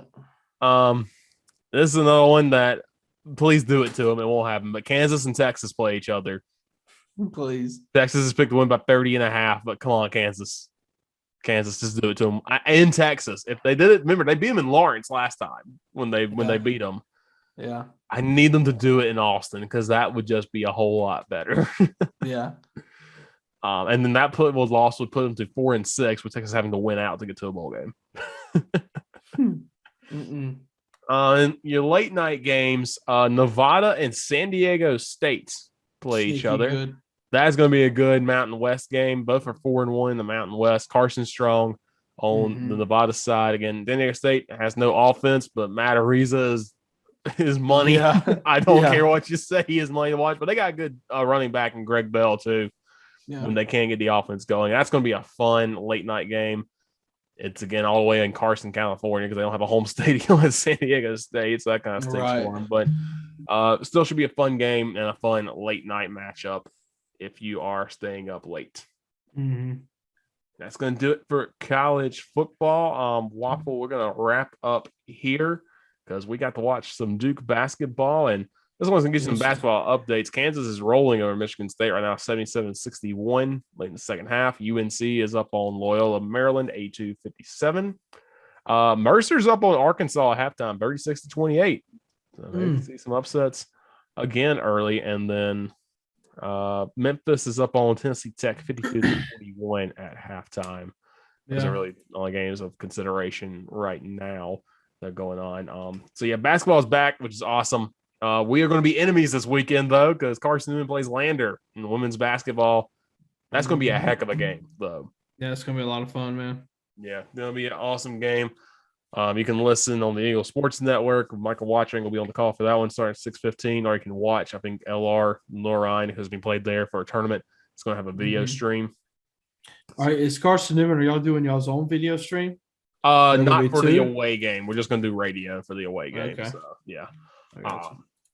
But I will plug this weekend, Carson Newman is hosting the Conference Carolinas SAC Challenge in men's basketball. And so I'll be on the call for 2 games. I'll be on the call on Saturday at 5 as UVA Wise plays King. And then on Sunday at 2 o'clock when UVA Wise plays Lees McRae. Carson Newman plays Lees McRae and King after them on the other days. So that should be a lot of fun this weekend with basketball back. I can't wait, man. I'm so excited for basketball season. Oh, yeah, me too. So ready to go for that. But we'll get out of here before plugging some more stuff. We'll get out of here with our plays of the week, top plays that we saw. Mine's coming from Carson Newman. I sent this play to Waffle. Troy Dendy. He's from Lawrence, South Carolina. Has been up here for a while. Carson Newman has a run against Limestone. They won the game 27-21. First one of the year for Carson Newman. He's running. He gets tackled, and he just rolls off of this Limestone linebacker. Everybody just pauses for half a second and then realizes, he's not down, and just keeps going and scores a touchdown. That wins the game for Carson Newman. He had 262 rushing yards against the Saints. Monster day. Yeah, unheard of. The team as a whole, I think, had 474 yards rushing, and this is with a banged-up offensive line. Carson Newman has been down to 6 offensive linemen, I think, for the past 2 weeks. Yeah. So that's just a great way to go out on senior day. I know the season hasn't gone the way Carson Newman has wanted to. They have one more game against Tusculum on Saturday. But, man, just a great way to get a win on senior day. And glad for Coach Mike Clowney. He's one of the nicest guys at Carson Newman. Glad he could get a win in the fall season. Oh, yeah. So, Waffle, what's your play that you have this week? So my play of the week, I was mulling over. I had 2 great defensive performances from both my football teams this past weekend. So I was mulling over which one I wanted to show. But I'm going to go with South Carolina. I'm going to go with the Gamecocks. It's 23-10 in the game. And you see Emory Jones just roll out, and he's going to come down to the bottom of the screen, and he takes off. Then Aaron Sterling right there to pop that ball free, and then it'll be picked up by the big man, number 99, Jabari Ellis, taken to the house for the Gamecocks right before halftime. put this game at 30-10. The route was on. I know Columbia Williams-Brice Stadium was going nuts. Mm-hmm. What a night for the Gamecocks, man. A heck of a win, a signature win in Beamer's first year. And this play had a lot to do with it. Yeah, absolutely. Big time win for South Carolina. So that's going to do it for this week show. Once again, like I told you, those are my plugs for basketball on Saturday and Sunday at Eagle Sports Network. Also join me at 12:30 with a pregame show for football as Carson Newman takes on Tusculum. One last pregame show on the Eagle Sports Network. Waffle, you got anything to plug?